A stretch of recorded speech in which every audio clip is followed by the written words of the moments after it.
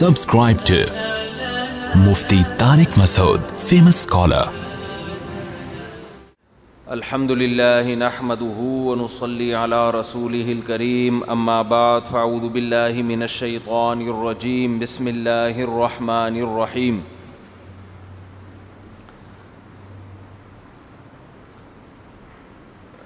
فاما عاد فاہلکوا بریح صرصر عاتیہ فاما ثمود فاہلکوا بریح الحاقة ما الحاقة وما أدراك ما الحاقة كذبت ثمود وعاد بالقارعة فأما ثمود فأهلكوا بالطاغية وأما عاد فأهلكوا بريح صرصر عاتية سخرها عليهم 7 ليال و8 أيام حسوما فترى القوم فيها صرعى كأنهم أعجاز نخل خاوية. سورہ الحاقہ کی آیات ہیں جن پر کئی ہفتوں سے درس چل رہا ہے. میں کبھی سفر میں جاتا ہوں نا، جب دوبارہ آتا ہوں تو پھر بندے شارٹ ہو چکے ہوتے ہیں، تو بندے ہی مارکیٹ سے کیا ہو جاتے ہیں، شارٹ. تو اگر کبھی سفر کی وجہ سے ناغہ ہو جائے تو آپ کو واٹس ایپ گروپ پہ اطلاع تو مل جاتی ہے نا کہ بندہ مارکیٹ میں ان ہو گیا ہے، تو آپ لوگ بھی مارکیٹ میں ان ہو جایا کریں. تو اب ظاہر ہے سفر تو ہوتے ہی ہیں، مارکیٹ سے کبھی آؤٹ ہوں گا کبھی ان ہوں گا، تو اگر 2-3 دفعہ آؤٹ ہو گیا تو آپ لوگ بہت ہی آؤٹ ہو جاتے ہیں، آؤٹ آف کنٹرول ہو جاتے ہیں. جی کیا آ رہا ہے؟ کپڑا آ رہا ہے اس میں.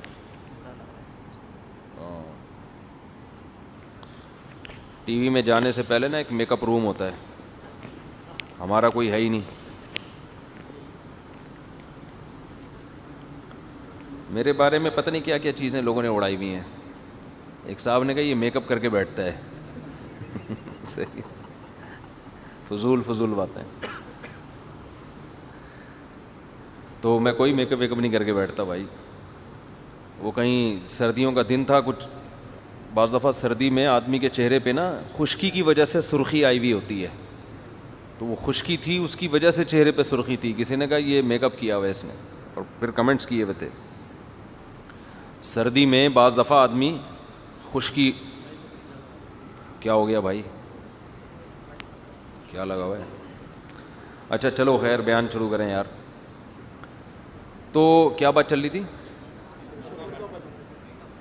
میں اگر مارکیٹ سے شارٹ ہوا کروں تو آپ بالکل ہی شارٹ نہ ہو جایا کریں بھائی، دوبارہ پھر مارکیٹ میں ان ہو جایا کریں. تو واٹس ایپ گروپ ہے، اس میں اطلاع مل جائے گی آپ لوگوں کو کہ مارکیٹ میں بندہ موجود ہے یا نہیں. تو واٹس ایپ بہت سارے گروپ ہیں نا، ایک گروپ میں تو اتنے لوگ آ نہیں سکتے، تو ان سے رابطہ کر لیں، آپ واٹس ایپ گروپ میں ایڈ کروا دیں سب کو. تو سورہ الحاقہ پہ کئی ہفتوں سے بیان چل رہا ہے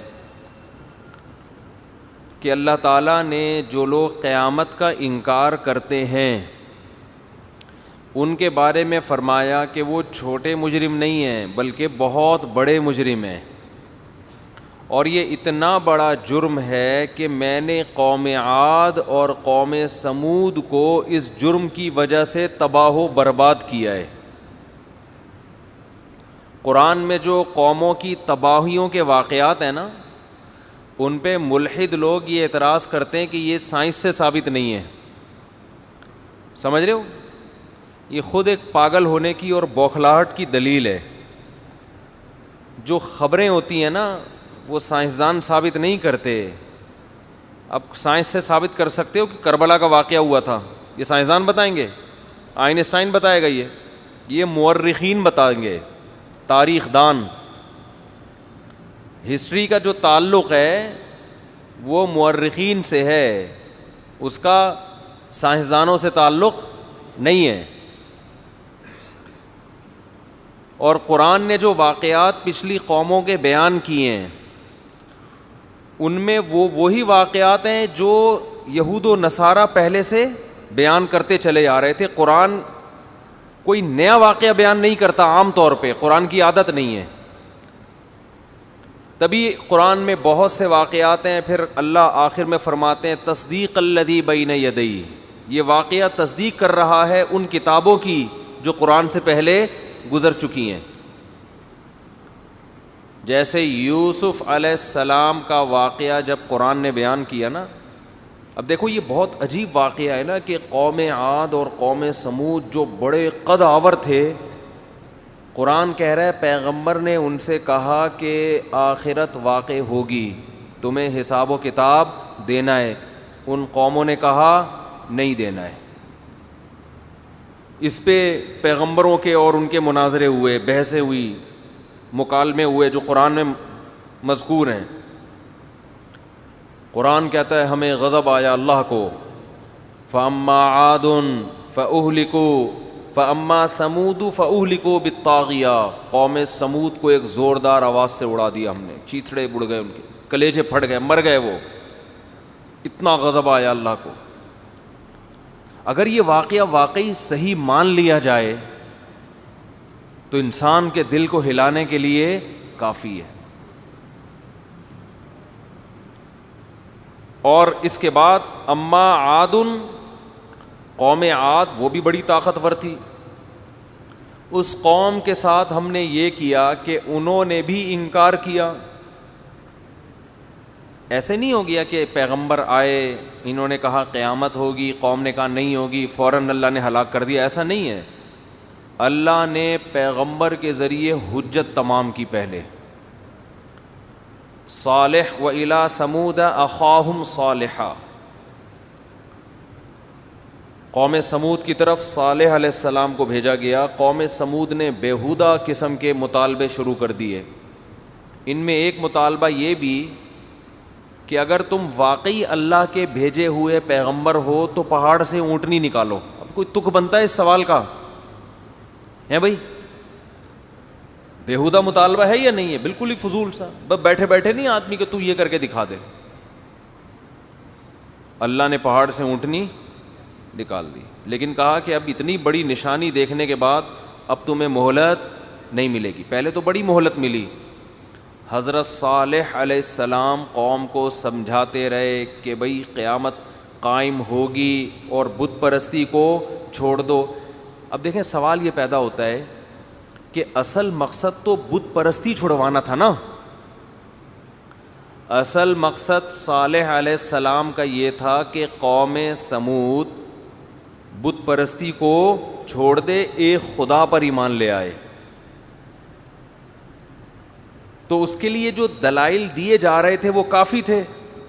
بھئی یہ تمہارے ہاتھوں کے تراشے ہوئے بت ہیں, جن کو تم خود اپنے ہاتھوں سے بناتے ہو, وہ تمہاری بگڑی نہیں بنا سکتے. کامن سینس کی بات ہے نا. تو اتنا کافی تھا نا, دلائل کی دنیا میں جیت گئے مناظرہ حضرت صالح علیہ السلام.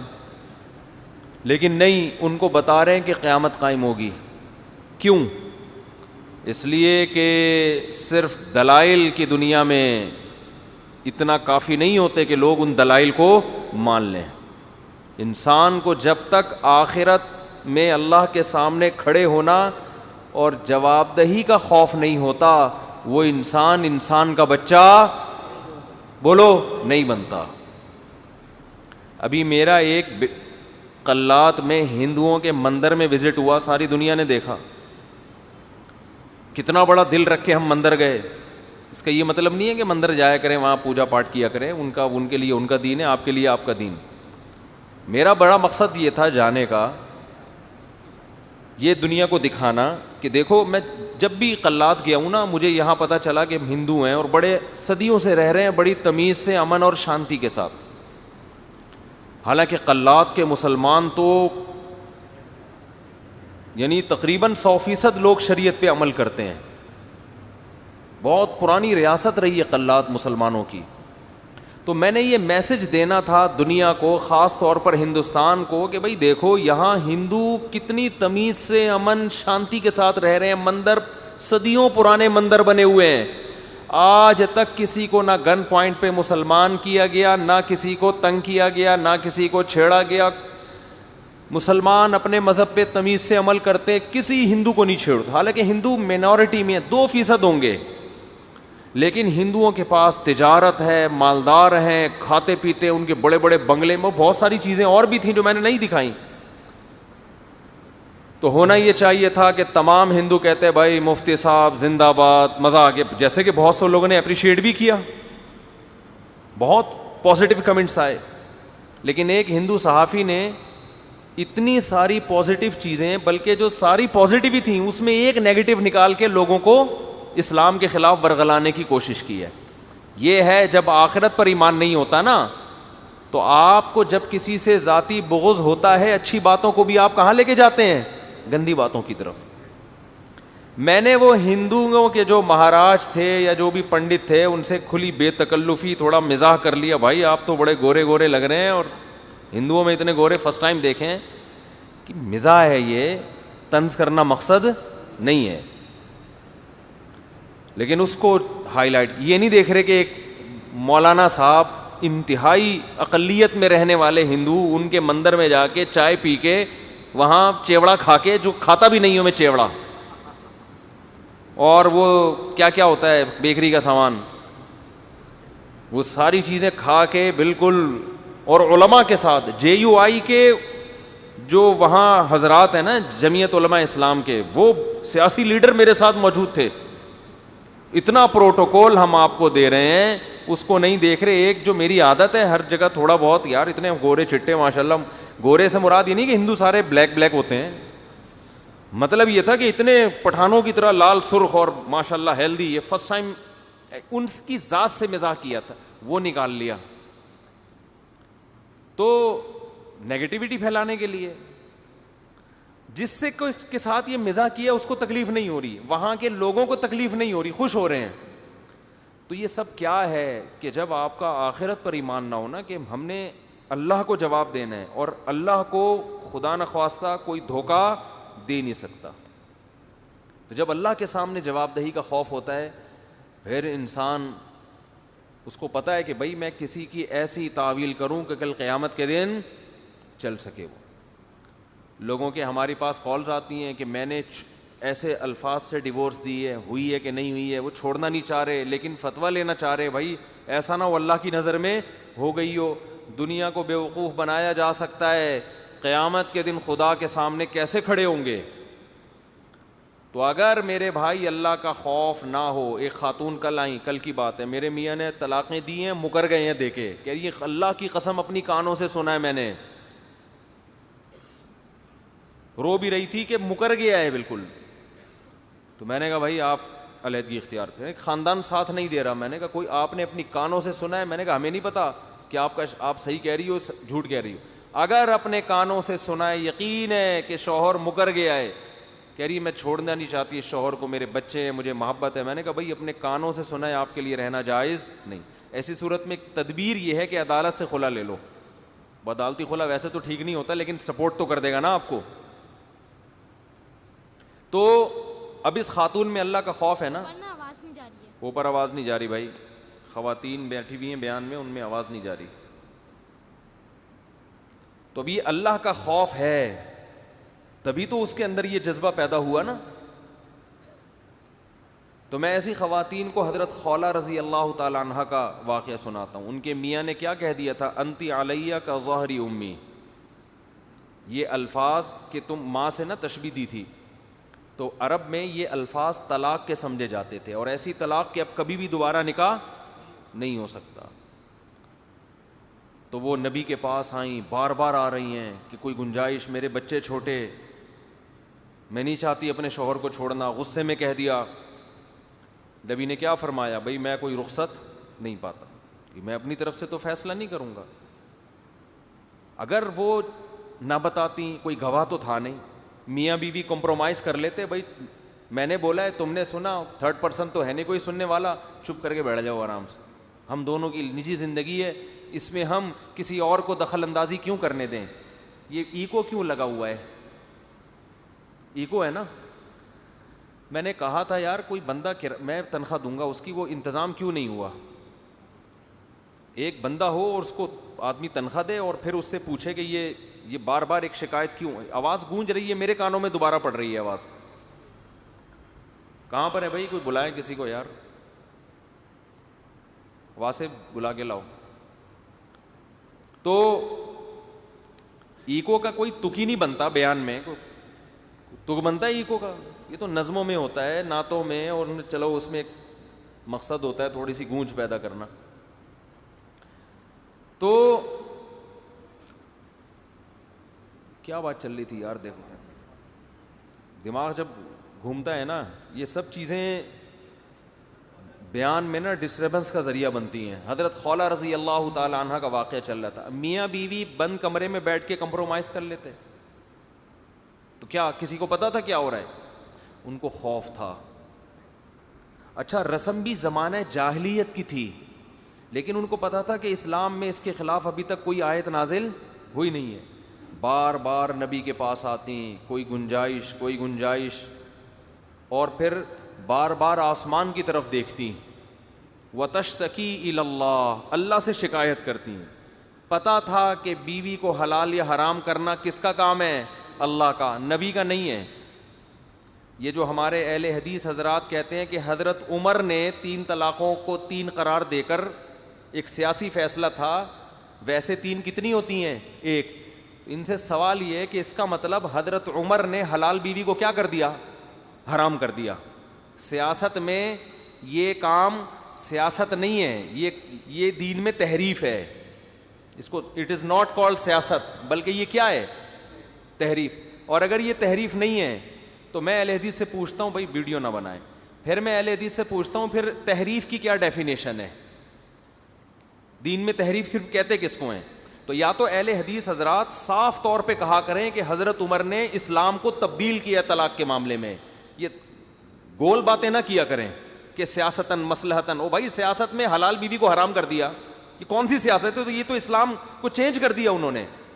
تو سیدھا سیدھا بولا کریں حضرت عمر معاذ, جیسے شیعہ جو ہے نا وہ سیدھا سیدھا حضرت عمر کو معاذ اللہ نقل کفر برا بلا کہتے ہیں کہ انہوں نے طلاق کے حکام تبدیل کیے ہیں, وہ سیدھا سیدھا برا بلا کہتے ہیں. اور ہم ان کو اہل سنت سے فوراً خارج, کہ جو صحابہ کو نہیں مانتا اہل سنت سے کوئی تعلق نہیں ہے.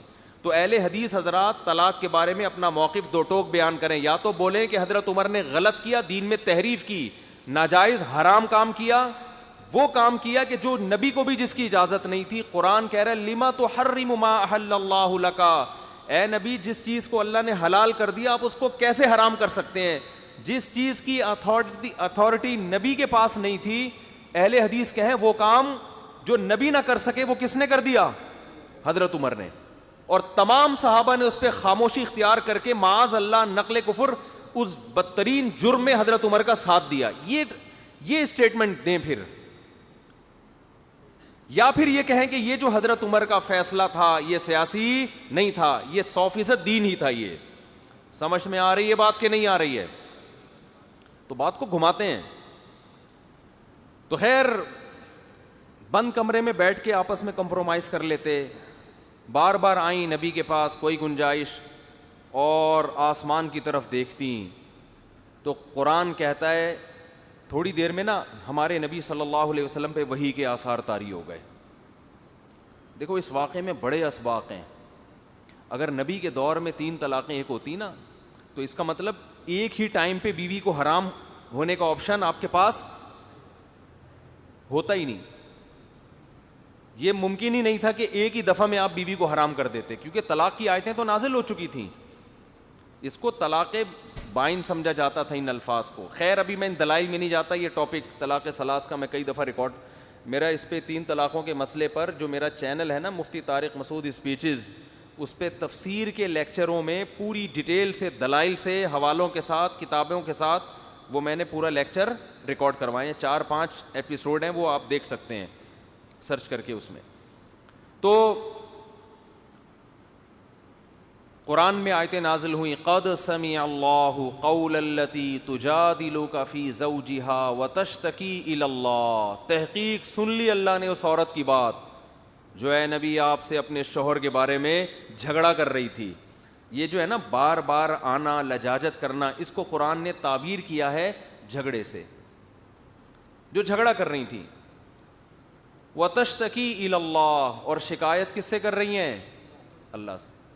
علماء نے لکھا ہے کہ ان خاتون کو جو یہ اعزاز ملا نا کہ آسمان کی آیتیں وہی بن کے نازل ہو گئیں نبی پر, آپ صلی اللہ علیہ وسلم پہ وہی کے آثار, شدید سردی میں پسینہ اور کپکپاہٹ اور جسم بوجھل ہو جانا, یہ علامتیں صحابہ دیکھ لیا کرتے تھے. کتنا اللہ نے پروٹوکول دیا, آسمان سے آیتیں نازل کی.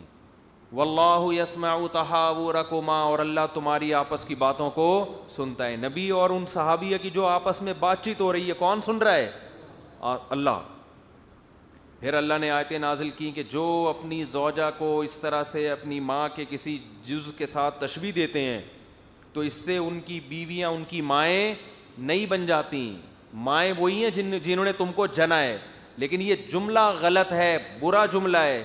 اس برے جملے کی وجہ سے شوہر پہ کفارہ لازم ہوگا, بیوی حرام بولو نہیں ہوگی. سمجھتے ہو بات کو؟ ہمیشہ کے لیے حرام نہیں ہوگی, جب تک کفارہ ادا نہیں کرتا اس وقت تک حرام رہے گی. یہاں بھی اہل حدیث حضرات پتہ کیا کرتے ہیں کہ زہار, اس کو زہار کہتے ہیں. دیکھو ناجائز لفظ تھا اس لیے اللہ نے اس کو کالعدم قرار دیا کہ اس سے بیوی حرام نہیں ہوگی. تو 3 طلاقیں بھی ناجائز ہیں, لہذا اس سے بھی حرام نہیں ہوگی. اگر زہار ناجائز لفظ کالعدم ہے تو کفارے تک بھی بیوی حرام نہیں ہونی چاہیے تھے, پھر بالکل کالعدم ہونا چاہیے تھا اس کو. تو قرآن نے کیا کہا کہ جو یہ لفظ استعمال کریں گے وہ زوجہ کے قریب اس وقت تک نہیں جا سکتے جب تک کہ یہ کفارہ ادا نہ کر دیں. اور کفارہ کیا ہے؟ ایک غلام کا آزاد کرنا. وہ نہ ہو تو لگاتار 60 روزے رکھنا. وہ نہ کر سکتا ہو, بوڑھا آدمی ہو, تو 60 غریبوں کو کھانا کھلانا.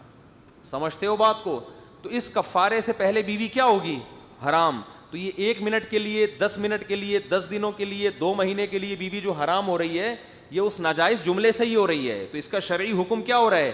مرتب ہو رہا ہے. تو ناجائز جملے بالکل کالعدم نہیں ہوتے. اچھا خیر, تو قرآن نے کیا کہا؟ واللہ یسمع تحاور. دیکھو اب یہ اتنی فضیلت ان خاتون کی کہ آسمان سے آیتیں نازل ہو رہی ہیں اور پھر ان کے شوہر کو حکم دیا جا رہا ہے کفارہ ادا کرو, اس سے بیوی حرام نہیں ہوتی. تو اسلام نے اس قانون کو چینج کیا کہ یہ جو زہار کا لفظ ہے یہ طلاق کے الفاظ نہیں ہیں, یہ برے الفاظ ہیں. بیوی کو ماں سے تشبیہ دینا, تو اس برے پر آپ کو کفارہ ادا کرنا پڑے گا. یہ طلاق کے الفاظ نہیں ہے. طلاق کے جو طریقہ ہے وہ اللہ نے بیان کر دیا کہ وہ والے الفاظ طلاق کے. طلاق کنایہ سے ہوتی ہے کبھی, اور کنائی طلاق بھی حدیث سے ثابت ہے. جیسے آپ بیوی کو کہہ دیں کہ تمہارا میرے سے تعلق ختم, طلاق کی نیت سے کہہ دیں. کنایا وہ ہوتا ہے جس میں الفاظ طلاق کے نہیں ہوتے لیکن اس میں مطلب طلاق کا بھی نکلتا ہے اور طلاق کے علاوہ کا بھی نکلتا ہے. تو ایسے الفاظ سے اگر نیت کر لی جائے نا تو طلاق ہو جاتی ہے. جیسے فارغ کا لفظ ہے, کوئی کہتے ہیں آج سے تم مجھ سے فارغ, تو فارغ کا کیا مطلب ہے بھائی تیرا, کیا مطلب فارغ؟ تو اگر وہ نیت ہوگی طلاق کی تو طلاق ہو جائے گی. بعض دفعہ نیت نہیں ہوتی, قرائن سے پتہ چل رہا ہوتا ہے کہ اس کمبخت کی طلاق ہی کی نیت تھی, اب یہ ڈرامے بازی کر رہا ہے. بیوی کہہ رہی ہے مجھے فارغ کر دو, چھوڑ دو, بس اب میرا تمہارے سے کوئی تعلق نہیں, طلاق دے دو. کہتے ٹھیک ہے تم فارغ ہو. اب یہ پکڑا جائے گا اس کلام پہ. اب یہ کہے گا کہ میری نیت طلاق کی نہیں تھی. بھائی بات طلاق کی چل رہی تھی تو اب آپ کی نیت طلاق ہی کی سمجھی جائے گی. تو یہ خود سے فیصلے نہ کرنا شروع کر دیں. یہ جب کوئی اللہ نہ کرے ایسا ہو جائے تو مفتیوں سے پوچھیں, اور اس میں وہمی بھی نہ بنے. طلاق کے مسائل جب بھی یوٹیوب پہ جاتے ہیں وہمیوں کے فون آنا, میں نے تو اس دن فارغ کل بول دیا تھا, میں نے تو اس دن آزاد بول دیا تھا, میں نے تو اس دن بول دیا تھا ٹھیک ہے بیگم تم میکے چلی جاؤ, تو چلی جاؤ سے بھی تو ہو جاتی ہے جی. پاگلوں والے پر نا پاگل ہو جاتے ہیں بالکل. ایسا نہیں ہے, میاں بیوی کا رشتہ ہے بھائی, جب تک آپ چھوڑو گے نہیں وہ نہیں چھوٹے گی. سمجھ رہے ہو؟ تو وہمی بننے کی ضرورت نہیں ہے. طلاق دینے سے ہوتی ہے, بلا وجہ بیٹھے بیٹھے نہیں ہو جاتی. اور بعض لوگ مسلط کر لیتے ہیں اپنے اوپر. یہ میرا ٹاپک نہیں ہے اس لیے میں اسپیڈ سے ذرا بیان کر رہا ہوں, آج کا ٹاپک نہیں ہے یہ, کہ وہ ان کو وہم ہو رہا ہے طلاق نہ زبان سے نکل جائے ہمارے نا. میرا تو وہمی نمبر پتہ نہیں 34 چل رہا ہے 35 چل رہا ہے, تو لکھ لیتا ہوں میں. ایک دفعہ سمجھا دیا بھائی نہیں ہوئی, پھر حضرت مجھے وہ وہم ہوا تھا, پھر مجھے خیال آیا, پھر مجھے یوں آیا, تو میں نے کہا تو مجھے پاگل بنائے گا اور کچھ بھی نہیں ہے. تھوڑے دنوں میں میرا اپنا نام وہمی نمبر 36 کے نام سے میں نے سیو کیا ہوا ہوگا. وہمیوں کو زیادہ سننے سے آدمی خود پاگل ہو جاتا ہے, یہ ذہن میں رکھو, حقیقت بتا رہا ہوں. دیکھو جس طبقے میں بیٹھو گے نا ویسے ہی بنو گے. صحابہ صحابی کیوں بنے؟ بولو نا, نبی کے ساتھ بیٹھے ہیں بھائی, تو ان جیسا قیامت تک کوئی پیدا نہیں ہو سکتا. پیغمبر کے ساتھ بیٹھے ہیں. باتیں تو ہم بھی پیغمبروں کی سنتے ہیں, آپ بھی سنتے ہیں, کتابیں بھی ہم پڑھتے ہیں جن میں حدیثیں ہیں, لیکن ہمیں پیغمبر کی صحبت نہیں ملی. تو ہمارا مینٹل لیول اور ہمارا تقوی اور اللہ سے تعلق اور جو ان کی سوچ تھی, جو ان کا ویژن تھا, ہمارا صحابہ جیسا ہو نہیں سکتے. اسلام میں صحبت کی بڑی ویلیو ہے کہ آپ کا تعلق کس سے ہے. حدیث میں آتا ہے المرء علی دین خلیلہ, انسان اپنے دوست کے دین پر ہوتا ہے. آپ کی دوستی, آپ کا اٹھنا بیٹھنا کن لوگوں کے ساتھ ہے. آپ اگر بچوں کے ساتھ زیادہ بیٹھو گے, بچکانہ حرکتیں شروع کر دو گے تھوڑے دنوں میں. حقیقت ہے یہ. جو سارا دن بچوں کو پڑھاتے ہیں نا بیٹھ کے, یا تو وہ پاگل ہو جاتے ہیں یا وہ بھی بچے جیسے ہو جاتے ہیں.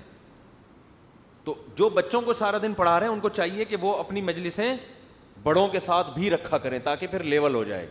ورنہ جو بچوں کے اسکول میں بڑے بڑے ٹیچر پڑھا رہے ہوتے ہیں یا جو قاری ہر وقت بچوں کو پڑھاتے رہتے ہیں, تو اگر وہ اپنی محفلوں میں یعنی اپنی گیدرنگ بڑوں میں بھی رکھیں پھر تو ٹھیک ہے. اگر بڑوں میں نہیں رکھتے تو حقیقت ہے کہ وہ تھوڑی سی سیٹنگ اسکول ٹیچروں کی بھی آؤٹ ہوتی ہے. وہ بچوں کا تو بچہ ہے, بچہ کبھی کیا کر رہا ہوگا, کبھی کیا کر رہا ہوگا, کبھی سارا دن اس کو ڈانٹ ڈانٹ کے نا سیدھا کر کر کے آدمی خود ٹیڑھا ہو جاتا ہے. تو جو لڑکیوں میں زیادہ بیٹھتے ہیں عورتوں میں, بعض یونیورسٹیوں میں کیا ہے کہ آپ کی کلاس میں گرلز زیادہ ہیں, آپ مرد 2-4 ہی ہیں, تھوڑے دنوں میں ان میں بھی ہائے اللہ ہوئی اللہ ہو جاتا ہے. حقیقت بتا رہا ہوں میں. جو بچہ بچیوں میں کھیلتا ہے, ٹاپک نہیں ہے, بات آ گئی ہے تو پارسل کروں جلدی سے, لڑکیوں میں جو بچہ زیادہ کھیلتا ہے اس میں ہائے اللہ ہوئی اللہ آتا ہے لازمی. حقیقت بتا رہا ہوں آپ کو میں. حضرت حکیم الامہ مولانا اشرف علی تھانوی رحمہ اللہ نے نا بہشتی زیور میں بچوں کو, آپ کسی ماہر نفسیات کو دیکھ لو, ان کی مینٹل لیول تک نہیں پہنچا ہوگا جو حضرت حکیم الامہ نے بچوں کی تربیت کا طریقہ لکھا ہے بہشتی زیور میں. ماؤں کو بھی سکھایا, باپوں کو بھی سکھایا. ان میں ایک بات یہ بھی لکھی ہے کہ لڑکوں کو لڑکیوں میں کھیلنے مت دو, اس سے شہوت بھی بڑھے گی اس کی, وقت سے پہلے بالغ ہونے کا بھی خطرہ ہے, اس کی مینٹل لیول بھی گھٹیا ہونے کا بھی خطرہ ہے, یا تو بگڑے گا یا اس میں زنانہ پن پیدا ہوگا. آپ دیکھو جو بچہ یہاں تک کہ جس کی بہنیں ہی ہوں نا اور اکیلا بھائی ہو اور وہ باہر بدماشوں میں نہ کھیل رہا ہو, یا تو وہ باہر پٹ پٹاتا ہو اور پیٹتا بھی ہو پھر تو ٹھیک ہے. 6 بہنیں, اکلوتا بھائی ہے اور وہ انہی میں رہا ہے, باہر لڑکوں میں نہیں گیا, اس میں بھی ہائے اللہ ہوئی اللہ پیدا ہوتا ہے. حقیقت بتا رہا ہوں میں یہ. تو پہلے بہت ان چیزوں کا خیال کیا جاتا تھا کہ لڑکا ہے بھائی اس کو لڑکوں میں کھلاؤ بولو, اور اس کو لڑکوں والے کھیل کھلاؤ. لڑکا اگر آپا کھیل رہا ہے اس کو منع کرو, جا کے فٹ بال کھیل بھائی, مارم پیٹی کھیل, پٹو کھیل, سجھا ایک دوسرے کی کمر کو نا گیند سے, گھنٹیاں بجا کے, یعنی نہیں بھاگ. تو وہ یہ بہت اہم مسئلہ ہے, کیونکہ یاد رکھو جب بچپن میں اگر جو چیزیں صحیح نہیں ہوتی نا سیٹنگ, وہ پھر رہتی ہیں ایسے, وہ بڑی مسائل ہو جاتے ہیں زندگی میں. پھر ایسے لڑکے ڈپریشن میں جلدی جاتے ہیں. مرد کو تو باہر 10 قسم کے مسائل کا سامنا کرنا پڑتا ہے, ذرا سا کچھ. میں نے تو ایسے بھی دیکھے, کسی کی موت دیکھی تو پاگل ہو گئے. ایسے بھی میرے سامنے کیس ہیں کہ کسی کی موت دیکھی اور اس کو تڑپتا ہوا دیکھا نا سڑک پہ, روڈ پہ, گھبرا کے اس کو ہارٹ اٹیک ہوا, یہ مر گیا, جوان لڑکا. تو آدمی کو بہت مسائل ہیں اس کے ساتھ, آدمی کو پھر آدمیوں کی طرف رہنا پڑتا ہے. تو صحبت کا بڑا گہرا اثر پڑتا ہے. تو میں یہ عرض کر رہا تھا کہ صحابی کیوں بنے, نبی صلی اللہ علیہ وسلم کی انہوں نے صحبت اٹھائی ہے. تو یہ بات کہاں سے آئی تھی؟ اسپیڈ جب بھی میری تیز ہوتی ہے نا بیان میں تو سمجھ لو کہ یہ اصل ٹاپک نہیں ہے, میں جلدی سے سمیٹ کر اصل کی طرف آ رہا ہوں. تو ذرا تکڑ کر کے بھاگ رہا ہوں میں. کیا تھا یہ؟ ہاں میں یہ بتا رہا تھا حضرت خولہ رضی اللہ تعالی عنہ پر وحی نازل ہوئی. تو یہ صحبت کی بات کہاں سے آئی؟ ہاں وہمیوں سے بات آئی تھی کہ اب طلاق کے مسائل سن کر آپ پاگل نہ ہو جائیں کہ بیٹھے ہوئے بیگم تم, جیسے لوگ کہہ دیتے ہیں بیٹھے بیٹھے بیگم کو کہ بھائی تم تو آزاد ہو. ظاہر ہے بیگم آج کل آزادی ہوتی ہے, بھائی تم تو کیا ہو, آزاد ہو, تم اپنے کاموں میں آزاد ہو, میں آزاد ہوں, ہم دونوں غلام تھوڑی ایک دوسرے کے. اس طرح کی لوگ گھروں میں بات کر رہے ہوتے ہیں. پھر بھی احتیاط یہ کہ نہ کریں, یہ فارغ کا لفظ آزاد کا لفظ استعمال نہ کریں, احتیاط اسی میں ہے, لیکن اس میں وہمی نہ ہو جائیں. اور اس میں یہ بھی ہے, میں جو اصل بات کہہ رہا تھا کہ لفظ طلاق کا بھی وہم ہو جاتا ہے بعض لوگوں کو کہ میرے منہ سے نکل نہ جائے کہیں, یہ وہم ہو جاتا ہے. وہ نہ اپنی زبان کو بند کر کے بیٹھتی ہیں کر کے نا کہ منہ سے کہیں نکل نہ جائے. بھائی منہ سے جب تک نکالو گے نہیں نکلے گی نہیں. اگر آپ نے اپنے اوپر یہ خوف مسلط کر لیا نا کہ کہیں نکل نہ جائے, تو اس کا خطرہ ہے کہ پھر وہ نکل جائے گی. اب وہمی لوگ بولیں گے اچھا ہمیں خطرہ ہے کہ ہمارے منہ سے نکل جائے گی, کیونکہ ہمیں تو خوف ہے. اب اس کا مطلب مفتی صاحب نے اسٹیمپ لگا دی, اب تو نکلے گی. تو میں وہمیوں کو نہیں سنتا, کیونکہ اس سے آدمی خود کیا ہو جاتا ہے, وہمی ہو جاتا ہے. تو میں ان کو یہی کہتا ہوں, بھائی جاؤ یار, دفع ہو یہاں سے, کام کرو اپنا, اپنے آپ کو صبح جاگنگ کرو, شام کو جم جاؤ, کھانا ٹائم پہ کھاؤ, اپنے آپ کو بزی کرو, مصروف کرو, تو یہ وہم آپ کا نکل جائے گا. اس کو نکالنے کی کوشش کرو گے تو نہیں نکلے گا یہ. پھر یہ دوبارہ وہ کالا کتے والا, بہت لوگوں نے سینکڑوں دفعہ وہ واقعہ سن لیا ہے, لیکن بہت سے نئے لوگ آ رہے ہیں تو پرانوں سے معذرت کی, وہ بور ہو چکے ہیں اس واقعے سے. نئے والوں کو یہ واقعہ سنا کے بس آگے چلتا ہوں.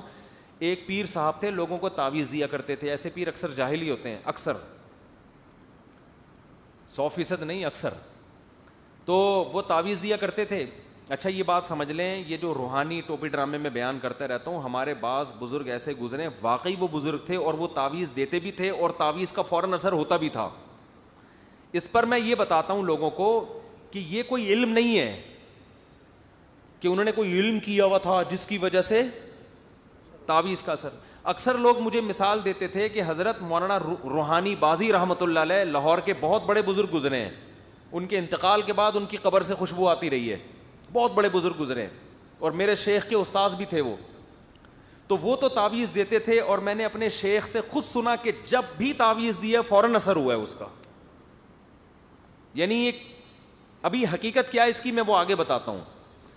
حالانکہ جو میرے شیخ ہیں نا وہ بھی تعویذ گنڈوں کو, یعنی وہ ان چیزوں سے لوگوں کو ہٹاتے تھے, جیسے میں ہٹاتا ہوں وہ بھی ہٹاتے تھے, اور یہ عاملوں کی کو بہت مخالفت کرتے تھے. تو جو ابھی ہیں جو ان کے شاگرد ہیں, ان سے میں نے خود سنا کہ بھائی وہ جب بھی کسی کو تعویذ دیا اثر ہوا ہے.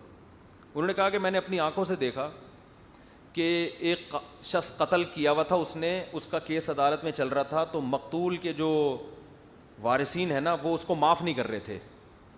وہ کہہ رہے تھے نہیں ہم اس کو لٹکائیں گے, پھانسی ہوگی اس کو. قاتل کی خواہش تھی کہ مجھے معاف کر دیا جائے, پیسے لے کے چھوڑ دیا جائے.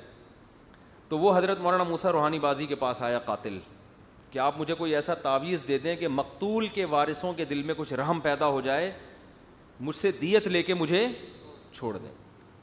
تو میں نے اپنے شیخ سے یہ واقعہ براہ راست سنا ہے. فرمایا کہ حضرت مولانا موسیٰ روحانی بازی رحمۃ اللہ علیہ نے کیا کیا, اس کو کچھ تعویذ لکھ کے دے دیا.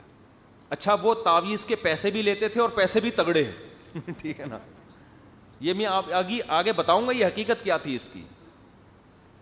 تو اس نے 25,000 روپے دے دی. اس وقت 25,000 کی بھی بڑی ویلیو تھی. تو حضرت نے کیا کیا کہ وہ 25,000 لے کے اس کے منہ پہ مارے, یعنی کہ یہ صرف اتنے, مطلب یہ تھا کہ صرف اتنے سے پیسے, میں تمہیں تعویذ لکھ کے دے رہا ہوں کہ وارثوں کا دل تمہارے لیے کیا ہو جائے, نرم. 25,000 روپے اٹھا کے نا اس کے منہ پہ مارے. تو پھر وہ 50,000 روپے لے کر آیا, 50,000 ان کو گفٹ دیے اس کو. اب جو یہ منظر دیکھ رہا ہوگا نا, جو ان کے حقیقی حالات نہیں جانتا, وہ بدگمان ہوگا کہ یار یہ تو کتنے لالچی اور لکھ کے بھی دے رہے ہیں. تو ہمارے جو شاگرد ہیں نا انہوں نے بتایا کہ جیسے ہی وہ لے کے گھر گیا اور اس نے استعمال کیا ہے, تھوڑی دیر میں وہ مقتول کے وارثین پہنچ گئے اور کہنے لگے ہم صلح پہ بولو آمادہ ہیں. اب اس قسم کے جو بعض بزرگوں کے واقعات ہیں نا, اس کی سند تو بڑی متصل ہے, کیونکہ میں نے اپنے استاد سے, شیخ سے, جن پر مجھے بہت زیادہ اعتماد ہے, اور وہ تعویذ گنڈوں میں پڑھتے بھی نہیں ہیں نہ پڑھنے دیتے ہیں, اس کی سند تو اتنی متصل سلسلۃ الذہب, ٹھیک ہے نا, کہ انہوں نے اپنی آنکھوں سے دیکھا یہ واقعہ. تو عامل لوگ نا اس طرح کے واقعات بیان کر کے کہتے ہیں کہ دیکھو مفتی طارق مسعود بولتا ہے کہ یہ کوئی علم نہیں ہے اور یہ تعویذوں سے کچھ نہیں ہوتا اور یہ نہیں ہو اور یہ ہم لوگ بیوقوف ہیں. تو اس کا مطلب یہ بزرگ بھی معاذ اللہ کیا تھے, معاذ اللہ یہ بھی فراڈی تھے. حالانکہ ان کے تو اتنے واقعات ہیں, ایک تھوڑی ہے, درجنوں واقعات ہیں ان کے تو, اور ان کی مرنے کے بعد کرامت بھی, قبر میں سے خوشبو آئی ہے ان کے. تو یہ علم ہے بھائی, علم. یہ کیا ہے, علم. انہوں نے علم کیا ہوا تھا. کیا وجہ ہے کہ یہ فلاں لکھ کے نہیں دیتا, لکھ کے دیتا ہے تو کچھ نہیں ہوتا, وہ لکھ, اس کا مطلب یہ ہر آدمی کے لکھنے سے نہیں ہوتا. کچھ لوگوں نے یہ علم کیا ہوا ہے, ان کا علم کیا ہوا تھا انہوں نے, کوئی علم شلم نہیں تھا. میں نے پہلے بھی یہ بیان میں کہا تھا کہ حضرت یہ جو ہے نا یہ کوئی علم ہے ہی نہیں, یہ ایسا ہی ہے, کوئی نہ اس کا کوئی نصاب ہے. جس عامل کے پاس بیٹھ جاؤ نا, تو نے کہاں سے علم کیا ہے, ایسی پھینکنا شروع کرے گا نا, آدمی کہے گا یار اس کو تو جو معلومات, جو بیسک نالج ہے نا, بولنے کا طریقہ وہ نہیں آتا, باقی علوم کہاں سے آئے ہوں گے اس کے پاس. اس کو تو یہ نہیں پتا کہ علم کی ڈیفینیشن کیا ہے. جتنا بڑا پھینکو ہوگا اتنا بڑا روحانی عامل ہوگا, لیکن علم کیا ہوا ہوگا اس نے, پتہ نہیں کون سا علم کیا ہوا ہے یار, کچھ بھی نہیں کیا ہوا ہے. تو میں نے کئی سال پہلے یہ دعویٰ کیا تھا کہ یہ جو بعض بزرگوں سے اس طرح منقول ہے نا, ادھر لکھ کے دیا ادھر بندے کا کام ہو گیا, یہ کرامت ہے. سمجھتے ہو؟ دیکھو کرامت, پیغمبروں کے ہاتھ پہ کیا ظاہر ہوتے ہیں؟ معجزے. حضرت عیسیٰ علیہ السلام مردے کو کہتے تھے کھڑا ہو جا اللہ کے حکم سے, مردہ اٹھ کے کھڑا. یہ عیسیٰ زندہ نہیں کر رہے, یہ کون کر رہا ہے؟ اللہ. لیکن کروا کس کے ہاتھ پہ رہا ہے؟ عیسیٰ ابن مریم کے ہاتھ. کیوں؟ لوگوں کو یقین آ جائے کہ یہ کیا ہے؟ پیغمبر. تو ایسے ہی بعض خلاف عقل کام ہوتے ہیں اہل اللہ کے ہاتھ پہ, تاکہ لوگوں کو ان کی ولایت پہ یقین آ جائے. اس کو کہتے ہیں کرامت. کرامت کہتے ہیں کسی کو عزت دینا, پروٹوکول دینا. یہ بھی بہت ہیں حدیث میں, تاریخی واقعات بھی ہیں, خود قرآن میں کرامتیں ذکر ہیں. حضرت مریم پیغمبر تو نہیں تھیں, لیکن بغیر شوہر کے بیٹا پیدا ہو گیا, یہ کرامت تھی کہ نہیں تھی؟ بولنے پر گورنمنٹ نے پابندی لگائی ہے تو کوئی مسئلہ نہیں ہے, دیکھو تو زور سے بول لو. حضرت مریم کے شوہر کے بغیر بیٹا پیدا ہو گیا, شادی کے بغیر. حقیقت میں دیکھا جائے, یعنی عام حالات میں جب ہم دیکھتے ہیں تو یہ تو زنا کی تہمت لگنی چاہیے نا, معاذ اللہ, نقل کفر. تبھی تو یہودی آج تک حضرت مریم کو کیا کہتے ہیں؟ زانیہ. قرآن کہتا ہے نہیں, یہ اس لیے ہوا ہے کہ بہت پرہیزگار تھیں, تقوی کے ایسے معیار پر تھیں کہ اس معیار پر پہنچنے کے بعد خلاف عقل کام ہوتے ہیں. اللہ کام اللہ کر رہا ہوتا ہے, اس میں حضرت مریم کے ارادے کا دخل نہیں ہے. یہ کام کرنے والا کون ہے؟ اللہ ہے. تو یہ کرامت ہے. یہ نہیں کہ حضرت مریم نے کوئی علم کیا ہوا تھا کہ بغیر شوہر کے بھی معاذ اللہ بچہ پیدا ہو سکتا ہے. کوئی علم نہیں تھا بھائی, نہ ان کو تو پتہ بھی نہیں تھا. جب ان کے حمل ٹھہرے وہ تو پریشان ہو گئیں. تو یہ کام کس نے کیا ہے؟ اللہ نے. تو یہ قرآن سے ثابت ہے. سلیمان علیہ السلام کا تخت, سلیمان علیہ السلام محفل میں بیٹھے ہیں اور کہہ رہے ہیں کہ بھائی ایکم یاتینی بعرشھا قبل ان یاتونی مسلمین, کہ ملکہ سبا کے یہاں پہنچنے سے پہلے اس کا تخت کون اٹھا کے لائے گا؟ جن نے کہا میں لے آؤں گا آپ کی مجلس برخاست ہونے سے پہلے, حالانکہ کتنے کلومیٹر دور اور اتنا بڑا تخت. تو قرآن کہتا ہے قال الذی عندہ علم من الکتاب, جن کے پاس کتاب یعنی زبور کا علم تھا. الکتاب سے تو وہی مراد ہے نا, آسمانی کتاب. ایک بڑے بزرگ تھے, انہوں نے کہا میں آپ کی پلک جھپکنے سے پہلے اس تخت کو حاضر کر دوں گا. یہ کہا اور پلک اور تخت حاضر. اس سے ہمیں پتہ, یہ عقل میں آتا ہے؟ بولو. اب جو شرکیہ ذہن کے لوگ ہیں وہ کہیں گے ان بزرگ کو اللہ نے اختیارات دیے ہوئے تھے کہ جب چاہے تخت اٹھا کے لائیں. تو جب ان بزرگ کو دیے ہوئے ہیں تو ہمارے والے بزرگ کو اولاد دینے کا اختیار دیا ہوا ہے. یہ شرکیہ ذہن والا کہے گا. آئی بات سمجھ میں؟ اور جو ملحد ہے نا, ملحد جو مانتا ہی نہیں, وہ کہے گا یہ واقعی غلط ہے, معاذ اللہ, یہ ہو ہی نہیں سکتا, اٹ ازنٹ پاسبل. آئی بات سمجھ میں؟ وہ کہے گا یہ ناممکن ہے, یہ غلط ہے. حالانکہ اس طرح کے واقعات تو مشاہدے میں نے خود اپنی آنکھوں سے بھی کیے ہیں, کرامتوں کے. خود میرے ساتھ نہیں ہوتی, میں کوئی اتنا نیک آدمی نہیں ہوں, لیکن میں نے مشاہدے کیے ہیں. اگر ہوئی بھی ہو میرے ساتھ تو میں بتاؤں کیوں, یہ ہو سکتا ہے میرے ساتھ بھی ہوئی ہو. یہ 3 شادیاں کرامتی تو ہو گئی, ٹھیک ہے نا. عجیب سی کرامت ہے یار, لوگ کہتے ہیں 3 کر کے بھی زندہ گھوم رہا ہے یار, حقیقت ہے کرامت ہے. تو خیر, تو کیا ہے کہ یہ جو ملحد ہوگا نا, جو خدا کے وجود ہی کا قائل نہیں ہے, خدا کی طاقت کا قدرت, یا جس کو توحید کا ہیضہ ہو گیا ہو. ایک حقیقی توحید ہوتی ہے, ایک ہوتی ہے ایسی توحید بیان کرنا جو قرآن و سنت والی نہیں ہے, آپ کی اپنی ایجاد کردہ ہے, تاکہ لوگ آپ کو موحد بولیں, واہ بھائی واہ, یہ سب کچھ یہ خدا کو مانتا ہے, بس خدا کو. تو بھائی جو خدا کو مانتا ہے وہ خدا کی قدرت کو بھی مانتا ہے. جو کرامتوں کا انکار کرتے ہیں نا آج لوگ, ان کو توحید پرست سمجھتے ہیں کہ یار یہ ہے موحد, یہ مانتے ہی نہیں کہ کسی بزرگ سے ایسا ہو سکتا ہے. او بھائی یہ موحد نہیں ہے. موحد وہ ہے جو یہ مانتا ہے کہ خدا کسی سے بھی, مردے کے ہاتھ پہ بھی کر سکتا ہے, قبر کے ذریعے بھی کر سکتا ہے, خدا کسی بزرگ کے ہاتھ پہ بھی کر سکتا ہے.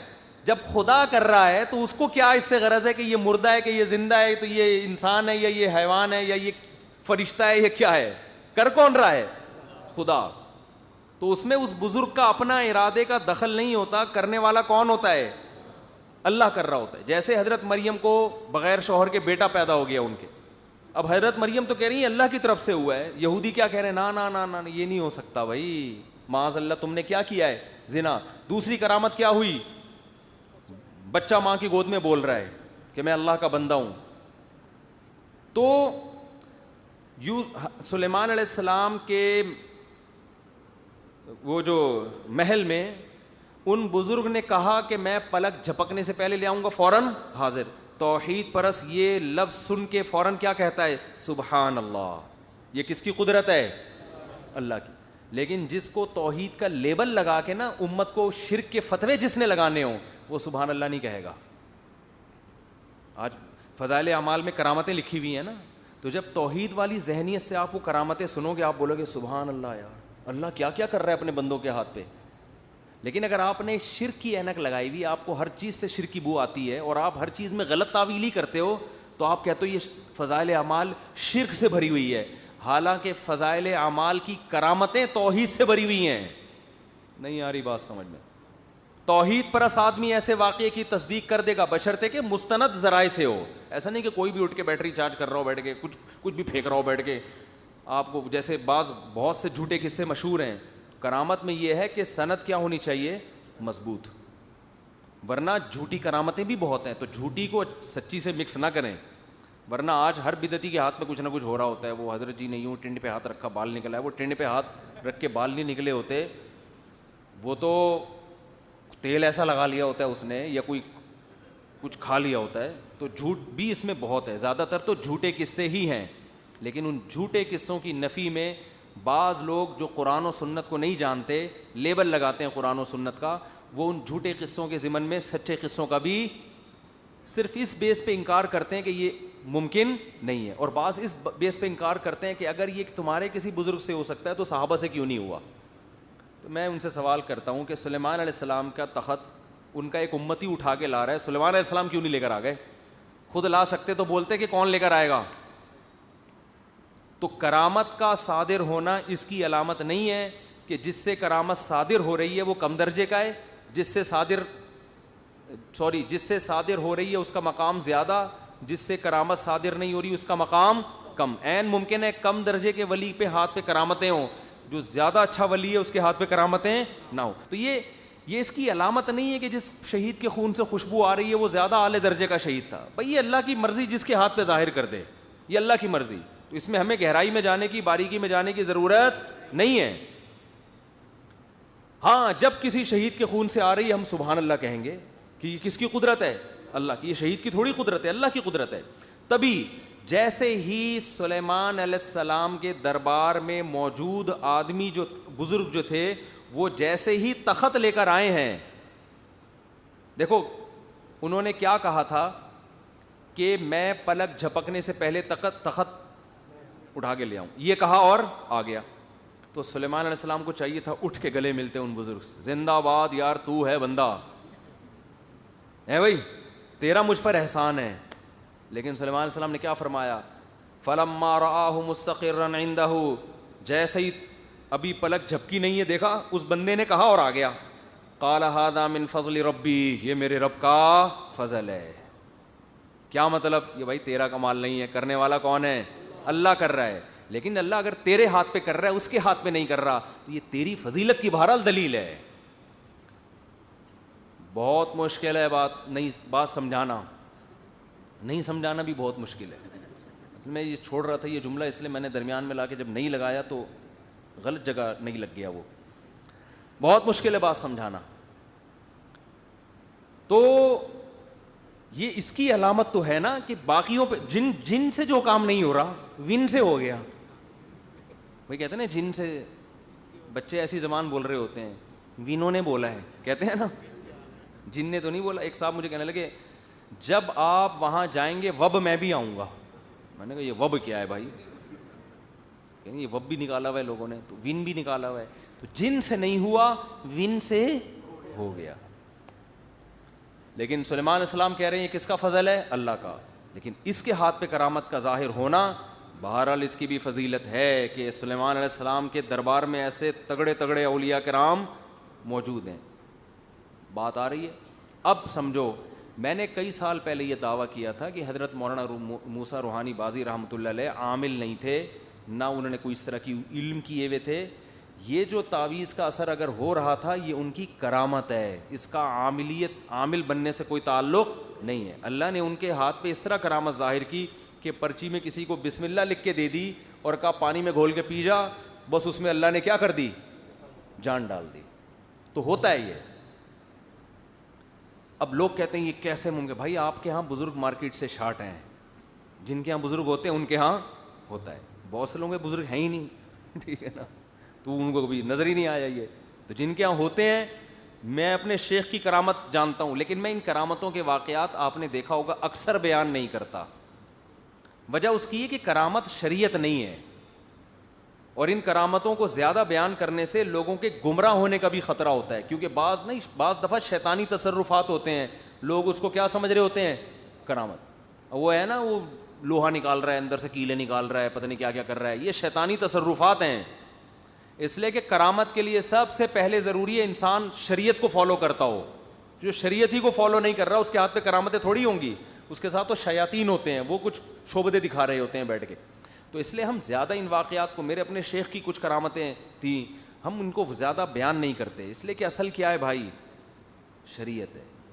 قرآن و سنت پہ جو چل رہا ہے, ایک بھی کرامت ظاہر نہ ہو وہ ٹھیک ہے, اور جو قرآن و سنت پہ نہیں چل رہا وہ مردوں کو بھی زندہ کر کے دکھا دے, ہم اس سے متاثر ہونے والے بالکل بھی نہیں. وہ ہوتا ہے نا زندہ, ہمیں کیا پتہ نہیں شعبدے ہوں گے, کچھ ہو سکتا ہے وہ مرا ہی نہ ہو, کم وقت ویسے ہی لیٹا ہوا ہو, پھر اس نے زندہ کر دیا, وہ کھڑا ہو گیا اور اٹھ کے باتیں کر رہا ہے ہم سے. تو یا ہمیں خواب آ رہا ہو, یہ مسمرزم کر دیا ہو. بعض دفعہ دماغ پہ مسمرزم بھی ہو جاتا ہے, دماغ کیپچر کر لیتے ہیں, پھر جو سمجھاؤ گے آپ کی کھوپڑی شریف میں آ جائے گا. وہ کھوپڑی تو شریف ہے نا, اس کو تو بیچاری کو جو سمجھاؤ اس کے دماغ میں گھس جاتا ہے وہ. تو یہ کرامت کے قبیل سے ایسے واقعات ہوتے ہیں بہت. تو اچھا خیر, کچھ واقعات اور آ رہے تھے ذہن میں, لیکن چھوڑو ابھی. تو ہم ویسے ہی ان کرامتوں کو اس لیے کہ بھائی اصل تو عمل ہے نا, تو عملی زندگی کو اگر حضرت مولانا موسیٰ روحانی بازی رحمۃ اللہ جو بزرگ تھے کرامت کی وجہ سے نہیں تھے, وہ اپنے اعمال کی وجہ سے تھے, تو اللہ نے ان کے ہاتھ پہ ایک چیز ظاہر کر دی. تو انہوں نے ہمارے شیخ جو ان کے شاگرد تھے ان کو کہا کہ میں چاہتا ہوں کہ یہ آپ کو بھی یہ ہو جائے, یعنی آپ بھی جب کسی کو تعویذ دیں تو فوراً کیا ہو جائے؟ فائدہ ہو جائے. اور اس کے لیے لوگ میرے بڑے پیچھے پڑے ہوتے ہیں. تو ہمارے شیخ بڑے خاندانی, انہوں نے کہا حضرت میں ان چکروں میں پڑھنا ہی نہیں چاہتا, میں چاہتا ہوں اللہ بس مجھ سے دین کا کام لے لے. سمجھ رہے ہو؟ تو یہ اور بڑی کرامت ہے, ٹھیک ہے نا, کہ ایک بزرگ کی کرامت دیکھ رہے ہیں اور وہ کہہ رہے ہیں کہ میں دعا کروں گا, اللہ سے التجا کروں گا, تو آپ کے اندر بھی ہے. انہوں نے کہا پھر میں تو اسی میں لگ جاؤں گا نا, میں چاہتا ہوں میں دنیا سے جاؤں تو بس دین کا کام کر کے جاؤں. تو ایسے ایسے خاندانی شیخ ہم نے رکھے ہوئے ہیں الحمدللہ. اچھا خیر, اور میں بھی یہ کام نہیں کرتا. ویسے میرے میں کرامت ہے بھی نہیں, میں تو پرچی لکھ کے بھی دوں گا, میں تو ویسے ہی لکھ کے دوں گا 4 کر لے, پھنسو گے اور کچھ نہیں ہوگا. کیونکہ ہم یہ کہہ رہے ہیں یہ جو عورتوں کو ٹھکانہ دو یار, اتنی بیوہ طلاق یافتہ عورتیں, ان کو ٹھکانہ دو, کیا کرنا ہے؟ مسائل اللہ سے دعا مانگو, سب سے بہتر کیا ہے؟ دعا مانگو, تعویذ گنڈوں سے نکالو اپنے آپ کو. خیر, تو بات جلدی سے سمیٹ کے ختم کرتا ہوں. بات یہ چل رہی تھی کہ حضرت خولہ رضی اللہ تعالیٰ عنہ نے بڑا خاندانی کام کیا نا, میاں بیوی چھپ کے کمپرومائز کر لیتے, نہ ان کو اللہ سے ڈرتا, حالانکہ شوہر کے ساتھ رہنا بھی چاہتی ہیں, بچے رول رہے ہیں, طلاق کے بعد بعض دفعہ بڑے حالات خراب ہوتے ہیں. نہیں بھائی, جب تک نبی سے فتویٰ نہیں ملے گا اس وقت تک شوہر کو قریب آنے نہیں دوں گی, شوہر کے ساتھ ہی رہوں گی. اور نبی سے فتویٰ نہیں مل رہا تھا تو پھر کس کی طرف دیکھ رہی تھیں؟ اللہ کی طرف, کہ اللہ تو کچھ حکم کو چینج کر دے. قرآن کیا آیتیں نازل ہوئی, قد سمیع اللہ, سن لی اللہ نے بات. یہ قد سمیع جو ہے نا, یہ ہے پریزنٹ پرفیکٹ ٹینس.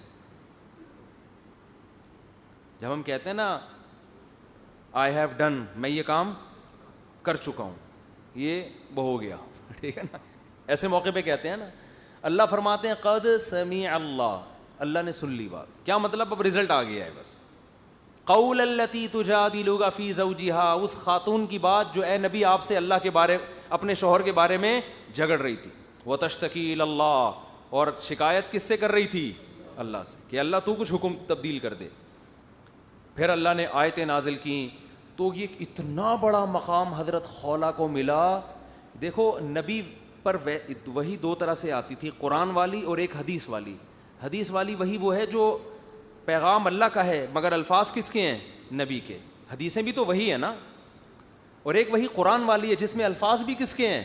اللہ کے. جو نماز میں تلاوت اسی کی ہو سکتی ہے، دوسری وہی کی نماز میں تلاوت نہیں ہو سکتی. اس کے ایک ایک لفظ کی حفاظت کا اللہ نے وعدہ کیا ہے. جو قرآن والی وہی ہے کہ وہ ایک حرف بھی قیامت تک تبدیل نہیں ہو سکتا. اس وحی میں ان کا تذکرہ ہوا. تو یہ اللہ نے پروٹوکول کیوں دیا؟ کہ اس خاتون میں اللہ کا خوف تھا کہ بھائی کتنا ہے بھی پرانے تعلقات ہوں، کیونکہ ان کے شوہر بھی ایجڈ تھے، پرانا رشتہ ہوتا ہے تو وہ ٹوٹنا اور مشکل ہوتا ہے. لیکن انہوں نے کہا بھائی اللہ کی حدود سے تجاوز نہیں کروں گی. تو یہ کیوں ہو رہا ہے؟ آخرت کا یقین تھا جو اصل میں سمجھانا چاہ رہا تھا. حضرت عمر ایک دفعہ گزر رہے تھے، راوی بیان کرتے ہیں اپنے دور خلافت میں. تو ایک بوڑھی خاتون، یہ خاتون بوڑھی ہو چکی تھیں اس وقت حضرت عمر کے دور حکومت میں. تو انہوں نے حضرت عمر کو روکا اور ملامت شروع کر دی کہ آپ کا دور، جیسے لوگ حکمرانوں کو کہتے ہیں نا یہ ہو رہا ہے، یہ نہیں ہو رہا، یہ نہیں ہو رہا. انہوں نے حضرت عمر کو ملامت کرنا شروع کر دی. آپ امیر المومنین ہو. جیسے ہوتا ہے نا آپ کے دور میں. اب ظاہر ہے جو بادشاہ ہوتا ہے یہ تو نہیں کہ اب ہر جگہ جا کے وہ 100% تو کوئی بھی نہیں کر سکتا نا. تو ملامت شروع کر دی. حضرت عمر سن رہے ہیں، نصیحت سن رہے ہیں. حضرت عمر کے خادم نے اس خاتون کو ٹوکا تھوڑی دیر میں کہ تو نے بہت کر دی ہے، بس اب خاموش ہو جا. ٹھیک ہے تھوڑی دیر اچھا لگتا ہے لیکن اب بار بار ایک ہی بات کو ریپیٹ کیے جا رہی ہے. حضرت عمر نے اپنے خادم کو خاموش کرا دیا اور فرمایا کہ یہ اگر فجر عشاء کے بعد کا ٹائم تھا نا، فرمائی اگر فجر تک بھی مجھے نصیحت کرتی رہے گی عمر یہاں کھڑا رہے گا. کیوں؟ فرمایا یہ وہ عورت ہے جس کی بات اللہ نے 7ویں آسمان پہ سنی ہے اور اللہ نے آیتیں نازل کی. قد سمیع اللہ، اللہ نے سن لی ہے. یہ وہ حضرت خولا ہے تو جس کی بات اللہ 7ویں آسمان پہ سن کے وہی نازل کر رہا ہو، عمر کیسے کہہ سکتا ہے کہ خاموش ہو جا میں نہیں سنوں گا؟ فرمایا یہ اگر صبح تک بھی سناتی رہے گی تو میں اس کی بات سنتا رہوں گا. اس کو تو اللہ نے بڑا پروٹوکول دیا ہے. حضرت عمر کیسے تھے؟ امیر المومنین ہیں، ان کو بھی آخرت میں جواب دہی کا خوف نا، کہ اگر ڈانٹ کے خاموش کرا دیں بس. تو حضرت عمر کو یہ خوف کہ قیامت میں اللہ کہے گا اے عمر تو میرے سے آگے نکل گیا کیا؟ تو نے میرا بھی خیال نہیں کیا کہ جس عورت کو میں نے اتنی عزت دی تو اسے عزت کیوں نہیں دے رہا؟ امیر المومنین ہو کے کیا کر رہے ہیں کہ بھائی صبح تک کھڑا رہوں گا میں. تو یہ پروٹوکول جو ملا حضرت خولا کو میرے بھائی کس بیس پہ ملا؟ اللہ کا خوف. آج طلاق کے مسائل میں خوف ختم. فتوے لاتا ہوں، کوئی ادھر سے لا رہا ہے، کوئی ادھر سے لا رہا ہے، کوئی جامع ازہر جا رہا ہے فتویٰ لینے کے لیے، کوئی پتہ نہیں کہاں جا رہا ہے. عجیب سیٹ اپ چل رہا ہے. وراثت کے حکام میں بھی ایسا ہی ہے، لوٹ کھسوٹ میں لگے ہوئے ہیں، اور ایک دوسرے کے حقوق کی ادائیگی میں بھی ایسا ہی ہے. تو وجہ کیا ہے؟ آخرت کی جواب دہی کا خوف نہیں ہے. دنیا کو الو بنانا آسان، بہت آسان ہے. تو لوگ الو بنا دیتے ہیں، مطمئن کر دیتے ہیں اپنے آپ کو بھی اور دوسرے کو بھی. جس کے دل میں آخرت کا خوف ہوگا وہ یہ کام نہیں کرے گا. میں میاں بیوی کے حقوق پر بہت بات کرتا ہوں، بعض لوگ بور بھی ہو جاتے ہیں، لیکن ہو بہت کچھ رہا ہے نا. چند دن پہلے خاتون آئی، اس کا میاں اس کو اتنا مارتا ہے، اتنا پیٹتا ہے کہ اس کو اس کے نیل پڑ جاتے ہیں جسم پہ، جنگلیوں کی طرح مارتا ہے اس کو. اور ایسی خواتین جن کا باپ نہیں ہے، کوئی پیچھے 8-10 بھائی نہیں ہیں، ان کی تو بعض مرد زندگی، کیونکہ انہوں پتہ یہ کیا بگاڑ لے گی میرا، یہ کیا بگاڑ لے. میں نے اس عورت سے کہا اتنا پیٹ رہا ہے بھائی طلاق لو اس سے. کہ نہیں کہاں جاؤں گی میں، جوان عورت ہے، کہاں رولتی پھرے گی، دھکے کھائے گی. وجہ کیا ہے؟ اس کو پتہ ہے ہمارے معاشرے میں طلاق کے بعد مردوں میں اللہ کا اتنا خوف ہی نہیں ہے کہ کوئی دوسری تیسری کر لے اس سے. سمجھ میں آ رہی ہے بات؟ یہ بھی خوف سے کیا ہو گئے آ رہی. کہہ رہے ہیں ہمیں دوسرے کا مسئلہ ہے، ہمارا مسئلہ تھوڑی ہے. پھر طلاق کے بعد بچوں کا مسئلہ، بچے بڑے ہو کر وہ ایک عجیب ٹینشن ہے. تو ان کا حل بہت سارے ہیں حل، لیکن اصل حل تو یہ ہے نا کہ شوہر ایسا نہ کرے نا. اصل تو یہ حل ہے نا. وہ تو پھر طلاق یا خلا وہ تو بات کی چیز ہے. اصل کیا ہے؟ یہ ظلم کس کی طرف سے ہو رہا ہے؟ یہ مرد کی طرف سے ہو رہا ہے. میں یک طرفہ باتیں سن کے متاثر نہیں ہوتا جلدی کسی سے. آپ کہیں آپ نے تو خاتون کی بات سنی, میاں کی تو سنی نہیں. بھائی میاں جتنا بھی ٹھیک ہو, یہ تو نہیں ہے نا کہ جانوروں کی طرح صبح شام کوٹتا پیٹتا رہے. اتنا تو کسی کو شریعت آگے جانے کی اجازت نہیں دیتی نا. تو وہ بیچاری اتنی گھبرا رہی تھی کہ میرے میاں کو پتہ چل گیا کہ میں آپ کے پاس آئی ہوئی ہوں, اب مجھے نہیں چھوڑے گا وہ, اب اور مارے گا مجھے کہ کسی کے پاس جا کے اپنا دکھڑا کیوں سنایا. تو میں نے تو کہا ادھر تھانہ ہے, وہاں جا کے بندے کو بند کرا دو. اس نے کہا بند کرانے کے بعد کیا ہوگا, پورا سسرال ہے پیچھے کھڑا ہوا ہے. تو حقیقت یہ ہے کہ چاہے عورتیں بھی کر رہی ہوتی ہیں, پیٹ نہیں رہی ہوتی لیکن اور طرف سے ٹارچر کر رہی ہوتی ہیں. حقیقت یہ ہے کہ قانون کے ذریعے آپ ایک دوسرے کے حقوق ادا نہیں کروا سکتے. قانون کی پہنچ یہاں تک نہیں ہوتی, قانون کو پتہ نہیں ہوتا ہو کیا رہا ہے گھروں کے اندر. اللہ کا خوف اور آخرت کا خوف دل میں نہیں ہوگا اس وقت تک ایک دوسرے کے حقوق ادا کرنے کے لیے لوگ تیار. اب کیونکہ یتیم بچی سے شادی کر لی نا, نہ باپ ہے نہ ماں ہے, تو پتہ ہے پیچھے پوچھنے والا کوئی ہے نہیں, اس کو لا کے ایسے بے یار و مددگار گھر میں پھینک دیا جا کے. نہ تمیز سے بات کر رہے ہیں اس سے, نہ اس سے جناب کوئی حقوق ادا کر رہے ہیں. ایسے میں جب فون اٹھانا شروع کرتا ہوں تو پھر یہی کھوپڑی گھومنا شروع ہوتی ہے. پھر میں بند کر دیتا ہوں تھوڑے دنوں میں کہ بھائی ان کے مسئلے کا حل ہمارے پاس تو ہے نہیں, دماغ خراب ہونے کے علاوہ کچھ بھی حاصل نہیں ہو رہا. عورت ہے, نہ اس کا باپ ہے, نہ ماں ہے, نہ بھائی ہیں. یہ تو فیملی پلاننگ کا عذاب ہے نا. ابا اماں کو چاہیے اتنے بچے تو پیدا کرو کہ کل کسی خاندان میں ظلم ہو تو پیچھے بہن بھائی سپورٹ تو کریں اس کو. بہن بھائی ہوتے ہی نہیں ہیں, ایک آدھ ہو گیا وہ بھی بیچارہ وہ اپنے مسائل حل کرے گا یا آپ کے. ہول سیل کے حساب سے جب بہن بھائی ہوتے ہیں پھر عورت پہ ظلم کرنا آسان بولو نہیں ہوتا. پھر وہ کوٹ کے دکھائے, پیچھے 6 سالے آ جائیں گے, بولیں گے تو سالوں کے ڈر سے حقوق ادا کرے گا. وہ نہیں آ رہی میرا خیال ہے بات سمجھ. تو حکیم الامہ نے لکھا ہے کہ ایسے خاندان میں نا جہاں لڑکی کے بھائی ہوتے ہیں وہاں پھر حقوق ادا ہونے کا امکان زیادہ ہوتا ہے. ان کو پتہ ہے کہ یہ پوچھیں گے آ کے, یہ بھی چترول لگا سکتے ہیں. اب خام خامے بہنوئیوں کو کوٹنا نہ شروع کر دیں جا کے. تو کیا ہے کہ اللہ کا خوف. ہاں عورت ہے جس کا ابا نہیں ہے, اب کیا ہے بیوی سے کموا بھی رہا ہے, کما کے بھی خود لے کر آؤ گے.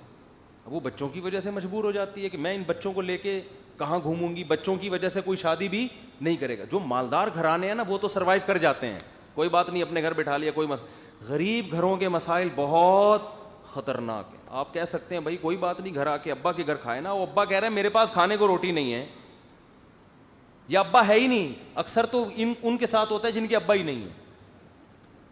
تو وہ کیا کرے گی بھائی, پھر وہ تو بڑے مسائل ہیں. لبرل لوگوں کے پاس ایک ہی حل ہے کہ سب کو جاب پہ لگا دو.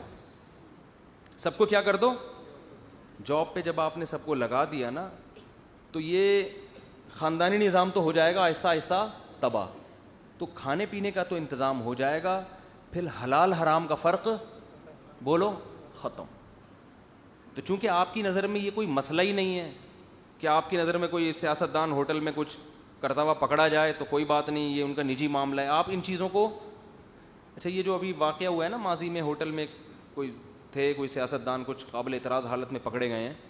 میں ان لوگوں سے پوچھتا ہوں کہ وہ جو ایک مولانا ٹائپ کے جو تھے, مفتی میں ان کو نہیں کہتا, مفتی آج کل ہر دوسرے آدمی کے نام کے ساتھ لگا ہوا ہے, ان کے ساتھ جو کچھ ہوا اس پہ تو آپ نے بڑا اچھالا اس کو, اور یہ جو پکڑے گئے ہیں اس پہ کیسے ہیں بالکل خاموش. تو یہ ناانصافی ہے.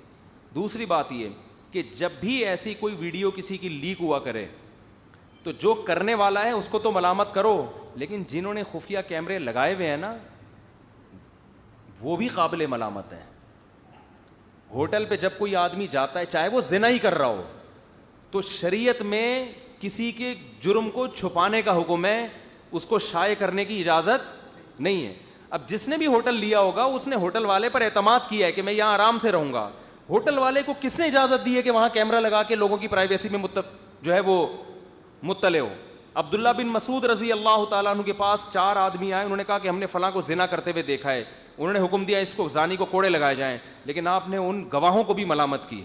فرمایا تم نے ایک آدمی کو دنیا میں ذلیل کر دیا, کتنا اچھا ہوتا کہ تم اس کے جرم پہ پردہ ڈال دیتے. حالانکہ وہ شرعی 4 گواہ تھے جن کو اجازت ہے, جبکہ 4 گواہ اگر نہ ہوں تو اسلام میں اجازت نہیں ہے کہ آپ کسی کے جرم کو ہائی لائٹ کریں, دنیا میں پھیلائیں, چاہے کوئی بھی ہو. تو یہ ہوٹل والوں کا اور جو خفیہ کیمرہ نصب کرتے ہیں وہ بھی دودھ کے دھلے ہوئے نہیں ہیں. میں کہتا ہوں جتنی ملامت اس مجرم کو کرنی چاہیے اتنی ہی ملامت ان لوگوں کو بھی کرنی چاہیے جو کسی کے چھپے ہوئے گناہ کو ہائی لائٹ کرتے ہیں. وجہ اس کی یہ ہے کہ اس سے انسان جب توبہ کرتا ہے نا بعد میں تو اللہ معاف کر دیتا ہے, لیکن اس کا گناہ اگر لوگوں کے سامنے چلا گیا تو لوگ اس کو معاف نہیں کرتے. کتنے بڑے سے بڑا گناہ ہو, توبہ کا دروازہ اللہ نے موت تک کھولا ہوا. ہم نے بڑے بڑے گنہگاروں کو سچی توبہ کرتے ہوئے دیکھا ہے, ایسے پلٹ جاتے ہیں. لیکن جب جرم دنیا کے سامنے چلا گیا, ویڈیوز لیک ہو گئیں, اس کا نقصان کیا ہوتا ہے؟ ایک تو وہ مایوس ہو جاتا ہے, اس کے لیے اب توبہ کرنا مشکل, وہ کہتا ہے میں بدنام تو ہو گیا. دوسری بات, اگر وہ توبہ کر بھی لے لوگ اس کو عزت دینے کے لیے تیار نہیں ہوتے. اور تیسرا جو سب سے خطرناک کام ہے, جب گناہ معاشرے میں اس طرح لیک ہوتے ہیں اس سے گناہوں کی نفرت لوگوں کے دلوں میں ختم. سمجھ رہے ہو؟ زنا تو بہت بڑا جرم ہے نا, آپ نے کسی کی زنا کی ویڈیو لیک کر دی, اس سے کچھ وقت تو یہ ہوگا کہ یار یہ غلط ہے, یہ دیکھو کتنا برا آدمی. آہستہ آہستہ لوگ کہیں گے کہ یار فلاں کی بھی تو ہوئی تھی نا, اس کا مطلب فلاں نے بھی کیا تو ہم نے کر لیا تو کیا ہو گیا. تو یہ تو نجی معاملہ ہے, کوئی بھی کر سکتا ہے. علماء اس کی مثال ایسے دیتے ہیں جیسے کسی نے بیچ سڑک پہ قضائے حاجت کر کے گن ڈال دیا, اس میں غلط کیا نا اس نے, اس سے غلط وہ کر رہا ہے جو ڈنڈی سے اس گندگی کو پوری روڈ پہ پھیلا رہا ہے. تو گناہ کی خبر جو شائع کرنے والا یا کسی کی پرائیویسی پر مطلع ہو کے خفیہ کیمرے لگا کے جو مطلع ہو کے اس گناہ کو پھیلانے کا ذریعہ بنتے ہیں, وہ اس گناہ کرنے والے سے زیادہ بڑے مجرم ہیں. سمجھتے ہو بات کو؟ تو اسلام میں زنا جیسی سزا پہ 4 گواہ, اور ان چاروں کو بھی حکم دیا ہے کہ بہتر یہی ہے کہ کیا کرو, چھپا دو اس, اور 4 سے کم ہے تو پھر تو اجازت ہی نہیں ہے. تو یہ ہمارے ملک میں ایک عجیب حساب کتاب ہو گیا ہے, یہ دوسرے ملکوں میں ہوتا تو پتہ نہیں کتنی بڑی سزا مل جاتی ان کو. تو لوگ کر رہے ہیں آج کل, میں نے دیکھا ہے کہ وہ گلیوں میں لگا کے, ایک تو گلی میں کیمرہ سیکیورٹی کے لیے ہوتا ہے, چلو گلی تو ایسی چیز ہے وہ تو کھلی بھی ہے نا. کچھ دن پہلے میرے سامنے ایک کیس آیا کہ ایک آدمی کا دوسرے سے جھگڑا چل رہا تھا, اس کے اپنے روم میں اس خفیہ کیمرہ لگا دیا اس نے, پرائیویٹ روم میں. اب اس نے کوئی غلط کاریاں کی ہوں گی, چھپ کے کہیں گناہ کیا ہوگا, وہ کیا ہے کہ وہ پھر خفیہ کیمرہ لگا کے اس کی وہ ثبوت اپنے پاس, حالانکہ گناہ ہے مگر ہے تو نجی معاملہ نا, یعنی کوئی کسی انسان پہ ظلم تو نہیں کر رہا نا, غلط کر رہا ہے, کوئی فحش ویڈیو دیکھ رہا ہے فار ایگزامپل انٹرنیٹ پر بیٹھ کے, یا اور کچھ کر رہا ہے, تو اللہ و بندے کا معاملہ ہے نا. آپ کو تو چاہیے آپ محبت سے سمجھائیں یار یہ غلط ہے. کیا کیا کہ اس دشمنی میں اس کی ویڈیو بنا لی چھپ کے, اب اس کو بلیک میل کرتے پھر رہے ہیں. تو وہ بیچارہ جس نے جرم کیا تھا وہ میرے پاس آیا, کہا یار یہ تو میں ذلیل ہو گیا ہوں یعنی. تو میں نے کہا خیر تم نے بھی کوئی اچھا کام نہیں کیا, لوگ تو آتے ہیں پھر اپنے دکھڑے سنا رہے ہوتے ہیں, لیکن اس نے جو کیا ہے وہ تمہارے سے بھی زیادہ برا کیا ہے. تو اتنا کسی کے گناہوں سے پردہ ہٹاؤ جتنا چاہتے ہو کہ میرے گناہ پر پردہ رہے, جتنا اپنا چھپانا چاہتے ہو نا. ہر آدمی چاہتا ہے کہ میری پرائیویسی پر دوسرے مطلع, میں نے اگر گناہ کیا بھی ہے تو چھپا رہے. تو دوسروں کے گناہوں پر بھی کیا کرنا چاہیے؟ نبی نے فرمایا, حدیث کا مفہوم ہے, جو دوسروں کے گناہوں سے پردے اٹھاتا ہے قیامت کے دن اللہ اس کے گناہوں سے بھی پردے اٹھائے گا. تو آخرت کا جب تک خوف نہ ہو تو یہ سارے کام ہوتے ہیں. بات کو میں جلدی اب سمیٹ کے ختم کرتا ہوں. تو اصل بات یہاں سے چل رہی تھی کہ ان کے دل میں آخرت کا خوف تھا, حضرت خولہ کے دل میں, تو کیا کچھ کروا دیا ان سے. دیکھو پھر کیسی آیتیں نازل ہو گئیں. تو قرآن بار بار آخرت کا کیوں کہہ رہا ہے کہ بھائی جب تک آپ آخرت کا خوف نہیں ہوگا اس وقت تک انسان کا بچہ نہیں بنے گا. تو میں بات یہ کر رہا تھا جس کو میں سمیٹتا ہوں کہ حضرت صالح علیہ السلام اپنی قوم کو اصل میں اصلاح کرنا چاہتے تھے نا, قوم سمود کی. تو صرف شرک چھڑوا دیتے, یہ بتا دیتے کہ یہ تمہارے ہاتھ سے بنے ہوئے بت ہیں, ان کی پوجا مت کرو, 2 اور 2 4 کی طرح, بات واضح. لیکن بار بار ان کو کیا کہہ رہے ہیں, آخرت پر ایمان لے کر آؤ. وجہ کیا تھی؟ ان کو پتہ تھا کہ دلائل کی دنیا سے ہر آدمی نہیں مانتا. دلائل کی دنیا سے ماننے والے دنیا میں بہت تھوڑے ہوتے ہیں. اکثر نفس پرستی کا شکار ہو جاتے ہیں, خواہشات نفسانیہ کا شکار ہو جاتے ہیں, قوم پرستی کا شکار ہو جاتے ہیں, خاندانی روایات کا شکار ہو جاتے ہیں. اس قوم میں یہ بیماری ہے شرکی یہ اس قومیت اور رشتہ داری کی بیس پر بت پرستی کو چھوڑنے کے لیے تیار نہیں ہوں گے. جیسے ابراہیم علیہ السلام نے اپنی قوم سے کہا بت پرستی چھوڑو, اور سمجھایا پورا, وہ ان کو ٹنڈا کر دیا نا, وہ جو گلے میں کلاڑے ڈال کے کہ بڑے والے نے کیا یہ کام, قوم کی سمجھ میں نہیں آیا. تو حضرت ابراہیم نے کیا فرمایا, انما اتخذتم من دون اللہ اوثانا مودۃ فی الحیات الدنیا مودۃ بینکم فی الحیات الدنیا, انما اتخذتم من دون اللہ اوثانا مودۃ بینکم فی یہی ہے نا بھائی آیت, مودۃ فی الحیات الدنیا, کہ تم جو ان بتوں کی پوجا کر رہے ہو نا آپس میں رشتہ داری کی محبت کی وجہ سے کر رہے ہو, کہ تمہاری قوم اور رشتہ داروں کا مذہب کیا ہے, بت پرستی, اس وجہ سے کر رہے ہو. تو ٹھیک ہے, لیکن یہ ذہن میں رکھنا, یکفر بعضکم ببعض ویلعن بعضکم بعضا, ویلعن بعضکم ببعض, یہی ہے بعضا ہے یا ببعضن ہے, ویلعن بعضکم بعضا, کہ یہی قیامت جب قائم ہوگی نا تو جن رشتوں کی وجہ سے بتوں کو پوج رہے ہو کہ ہماری پرمپرا, ہمارے باپ دادا, ہمارے چاچے مامے یہی کرتے آئے ہیں, انہی پر قیامت کے دن لعنتیں بھیجو گے کہ ان کی وجہ سے آج آگ میں جل رہے ہیں ہم. سمجھ میں آ رہی ہے بات؟ تو جب تک آخرت نہیں ہوتی میرے بھائی, انسان کا بچہ نہیں بنتا. وہ پتھر کو پوجنا شروع کر دیتا ہے, وہ مزاروں پہ جا کے سجدے کرنا شروع کر دیتا ہے. فالج زدہ آدمی مزار پہ جا رہا ہے کہ یہ بزرگ میرا دھڑ سیدھا کریں گے, یہ نہیں پتا کہ ان کے دونوں دھڑ کام نہیں کر رہے, یہ آپ کا آدھا دھڑ کہاں سے صحیح کریں گے. کتنی بے عقلی کی بات ہے, مگر خدا کے سامنے جواب دہی کا خوف نہیں ہے. تو اس لیے اتنا زور لگایا جا رہا ہے. اور اللہ کہتے ہیں کہ قوم عاد اور قوم سمود نے کہا کہ آخرت نہیں ہے, کیسا غضب آیا, اللہ نے اس قوم کو اٹھا کے پٹک دیا. تو میں اصل بات یہاں سے لے کے چلا تھا کہ قرآن کے ان واقعات کا آج بہت سے تعلیم یافتہ لوگ انکار کرتے ہیں کہ کوئی سائنسی پروف ہمیں قوم عاد اور قوم سمود کے پلٹنے کا اور ہلاک ہونے کا نہیں ملا. اس کا جواب یہ کہ میرے بھائی یہ سائنس کا ٹاپک, یہ سائنس کا ٹاپک نہیں ہے, یہ ٹاپک ہے تاریخی کتابوں کا. اور یہ خبر ہے, خبر انسانوں کے سینوں سے چلتی ہے, اور جو متواتر خبریں ہوتی ہیں نا, جو لاکھوں لوگ بیان کرتے آ رہے ہوں, ان خبروں کے بارے میں ساری دنیا کے عقل مند متفق ہیں کہ وہ جھوٹی نہیں ہو سکتی, کیونکہ اتنے سارے لوگ جھوٹ پہ جمع نہیں ہو سکتے, یہ نیچر کے خلاف ہے. تو قرآن جب یہ واقعات بیان کرتا ہے, جیسے یوسف علیہ السلام کا واقعہ بیان کیا, ما کان حدیثا یفترا ولکن تصدیق الذی بین یدیہ وتفصیل کل شیء. قرآن کہہ رہے یوسف علیہ السلام کے واقعے میں آخر میں کہ یہ قرآن, یہ واقعہ گڑھا ہوا واقعہ نہیں ہے, لیکن یہ تصدیق کر رہا ہے ان کتابوں کی جو اس سے پہلے گزر چکی ہیں. کیا مطلب؟ پچھلی کتابوں میں بھی یہ واقعہ موجود ہے. تو قرآن نے اس واقعے کے جھوٹے نہ ہونے کی دلیل کیا دی کہ یہ واقعہ پچھلی کتابوں میں بھی موجود ہے. یہود و نصارہ سب جانتے ہیں, اور تواتر سے لوگ یہ کہتے ہیں کہ یہ مذہبی کتابوں میں ہی کیوں ہیں. ملحد لوگ یہ اعتراض کرتے ہیں کہ دوسرے مورخین نے کیوں نہیں لکھا. ایجوکیشن ہمیشہ سے مذہبی لوگوں کے پاس ہی رہی ہے ماضی میں, سمجھ رہے ہو؟ آپ اگر ماضی میں جاؤ گے نا تو ایجوکیشن کی فیلڈ میں تاریخیں لکھنے والے یہ سارے مذہبی لوگ ہی تھے. جو مذہب کو فالو نہیں کرتے تھے ان کی زندگیاں وہ تہذیب اور تمدن سے بالکل دور تھیں. یہ تو اب جا کے فرق ہوا ہے کہ مذہبی لوگوں نے تعلیم چھوڑ دی اور تعلیم یافتہ لوگوں نے مذہب چھوڑ دیا, پہلے ایسا ہی ہوتا تھا.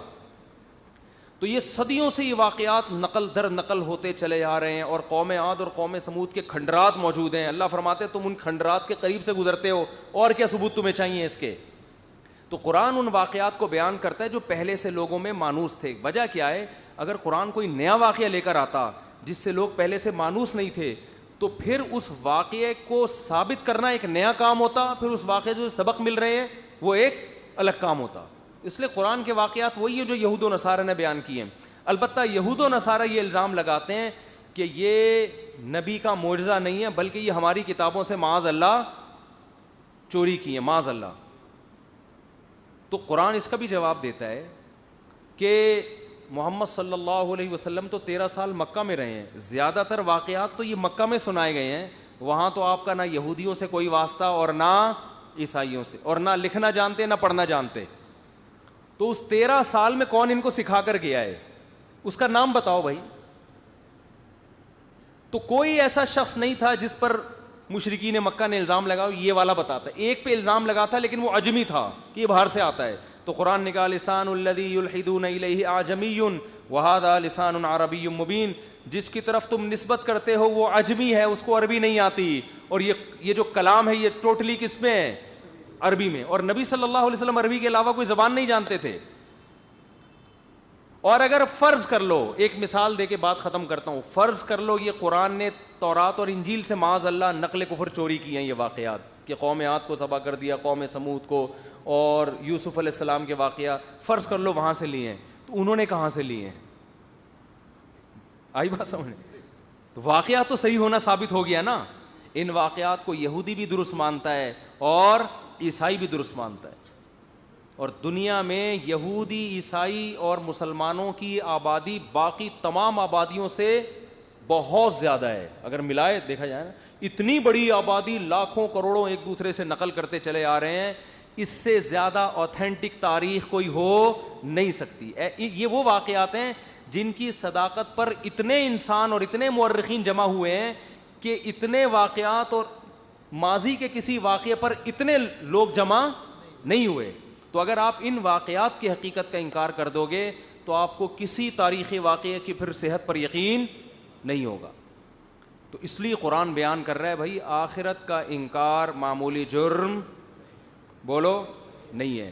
تو اور اس کی میں یہ جو ابھی واقعات آ رہے ہیں نا, فنکار کی ایک اور بڑے مشہور فنکار تھے, ان کی موت واقع ہو گئی. مجھے کسی نے کہا کلپ میں نے کہا یار یہ موتیں تو چلتی رہیں گی, یہ تو نیچرل ہے نا. آج میں پودے لگانے کے لیے نا وہ کھود رہا تھا, مجھے بڑا شوق ہے پودے لگانے کا. تو میں وہ بیلچے سے نا زمین کھود رہا تھا, اس میں آم کا پودا لگا رہا تھا. جب میں کھود رہا تھا تو میرے ساتھ کچھ لوگ لڑکے کھڑے ہوئے تھے. تو میں نے کہا دیکھو ایک دن آئے گا, میں نے یہ اپنے ایک لڑکا میرا شاگرد ساجد نام ہے, میں نے کہا دیکھ تیری بھی قبر کھود رہی ہوگی ایک دفعہ, اسی طرح کھود رہی ہوگی, اور میں نے کہا میری بھی کھود رہی ہوگی, سامنے جنازہ پڑا ہوا ہوگا. بھائی اسی طرح بیلچے سے کھود رہے ہیں, درخت لگانے کا بھی وہی طریقہ ہے جو قبر کھودنے کا ہے. بھائی کھودنے کا اسٹائل تو دونوں میں کیا خیال ہے, ایک ہی سیم ہی ہوتا ہے. تو میں نے کہا یہ جو بیلچہ آج میں لے کے مٹی یوں نکال رہا ہوں, ایک دن آئے گا میں یہاں لیٹا ہوا ہوں گا اور اسی طرح سے مٹی بیلچے سے نکالی جا رہی ہوگی. یہ تھوڑا کم گہرا گڑھا ہے, تھوڑا سا زیادہ ہوگا, اور لمبائی میں بھی تھوڑا زیادہ ہوگا. یہ ہم چھوٹا اس لیے کر رہے ہیں کہ پودے اتنا ہی ہے, اس کے لیے اتنا گڑھا کافی ہے. ہمارے لیے تھوڑا سا لمبا گڑھا چاہیے ہوگا اور تھوڑا سا گہرا کہ نکل نہ جائے کہیں. تو میں نے کہا دیکھ لے بھائی کل ہمارے اوپر بھی یہ ٹائم آنے والا. 2-4 دفعہ میں نے کہا, پھر میں خاموش ہو گیا. میں نے کہا ادھر ہی نہ کوئی گر جائے بیچارہ خوف سے. 4-6 لوگ کھڑے ہوئے تھے. میں نے پھر بار بار پھر دوسرا پودا لگایا. میں نے کہا دیکھ لے بھائی اسی طرح بیلچا ہوگا, ہم لیٹے ہوئے ہوں گے. یہ ایسی خبر ہے کہ کسی کا باپ بھی اس خبر کو ریورس نہیں کر سکتا. یہ ہوگا, اور ہم کتنے بیوقوف ہیں یار. میں تو دوسروں کو نہیں, میں تو اپنے آپ کو کہتا ہوں. اتنی بڑی حقیقت ہمارے سامنے, بیلچے پکڑ کے کھود رہے ہوتے ہیں, دوسروں کے جنازوں پہ تبصرے کر رہے ہوتے ہیں, آج فلاں اداکار مر گیا, آج فلاں بزرگ کا انتقال ہو گیا. بھائی تو بھی مرے گا, کوئی نیا کام نہیں ہوا ہے. تو مرنا بھائی سب نے ہے. تو اتنی بڑی حقیقت ہے, لیکن ہم گھنے بنے ہوئے ہیں اور اس حقیقت سے ایسے آنکھیں بند کر کے بیٹھے ہوئے ہیں, وہ مر گیا ہم نے نہیں مرنا. اور قیامت کی جو ہولناکیاں تو اللہ بعد میں بیان کر رہا ہے. ہماری قیامت تو موت ہے نا, مر گئے تو بس آ گئی. ہمارے لیے تو اب قیامت ہونا نہ ہونا کیا ہے, یہ دوسرے درجے کی چیز ہے. ہم تو مر گئے تو یہ تو مزے تو ختم نہ سارے. یہ شادیاں مادیاں سب ٹاپک, طلاق یافتہ بیوہ, کنواریاں, بچے, یہ سارے ٹاپک کیا ہو جائیں گے. تبھی مجھے لوگ کہتے ہیں مفتی صاحب اب آپ دیکھو یار, اب زندگی کا کوئی بھروسہ نہیں ہے باپ, پھر وہ یعنی کیا یہ شادیاں وادیاں. تو میں کہتا ہوں یار زندگی کا کوئی بھروسہ نہیں, اس میں چاہتا ہوں جلدی سے شادی ہو جائے. ہم تھوڑا سا الٹے دماغ سے, اصل میں یہ سیدھا دماغ ہے, لوگوں کو کیا لگ رہا ہے الٹا لگ رہا ہے. اب ایک آدمی خود الٹا کھڑا ہو کے لوگوں کو دیکھ رہا ہے تو اسے سب کیا لگیں گے الٹے. اس کا حل یہ نہیں کہ سب کو الٹا کر دو, اس کا حل یہ کہ اس کو سیدھا کر دو. سمجھ رہے ہو. تو ہم یہ اس لیے کہہ رہے ہیں کہ ہمیں پتہ ہے یہ چیزیں آخرت میں ذخیرہ بن سکتی ہیں. تو لوگ ایک بات اور کہتے ہیں, ایک اشکال کا جواب دے کے بس ختم کرتا ہوں بات, یہ بھی بہت سے لوگ باتیں کرتے ہیں کہ جن کی 4 بیویاں ہوں وہ مر جائیں تو 4 عورتیں بیوہ ہو جائیں گی, اتنے بچے رل جائیں گے, اس لیے ایک ہی شادی کرو تاکہ مرو تو ایک عورت کا نقصان ہو, 4 کا نقصان نہ ہو. بات آ رہی ہے سمجھ میں؟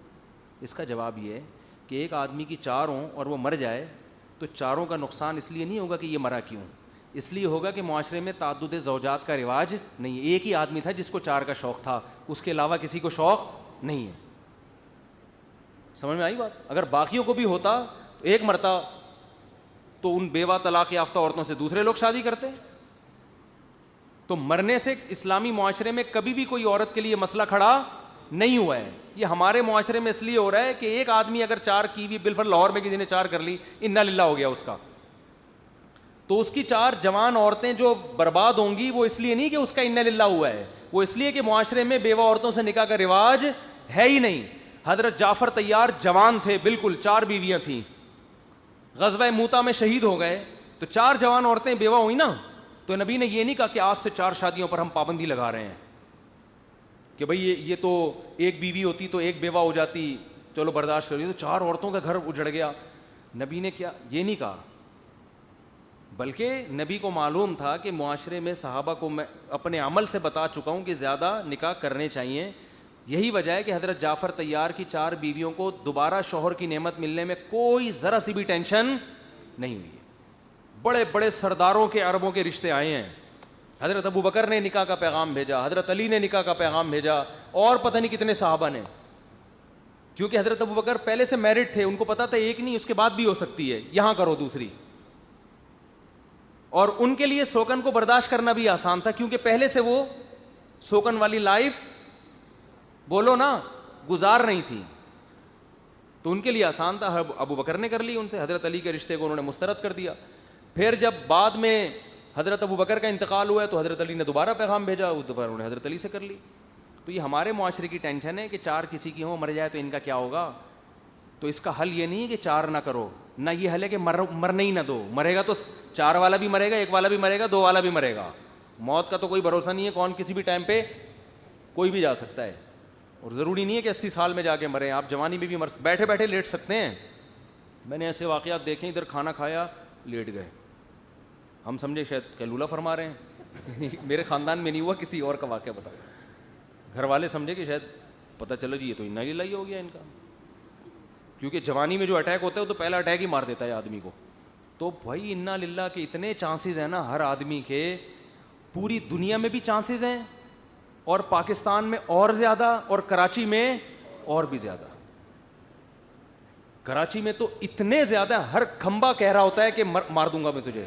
دور ہر کھمبا آگے بڑھ بڑھ کے گلے مل رہا ہے کہ بارش کے دنوں میں ہر کھمبے کی خواہش ہے کہ آ جا میں تجھ سے گلے ملتا ہوں. ہم بچ بچ کے جا رہے ہوتے ہیں کہ یار میں گلے نہیں مل سکتا تجھ سے. اتنے موت کے, بارش میں تاریں گر جاتی ہیں, ایکسیڈنٹ ہو جاتے ہیں, چیتھڑے اڑ جاتے ہیں, کوئی ٹرک کے نیچے آ گیا. کراچی میں ٹرک کتنے خطرناک ہیں.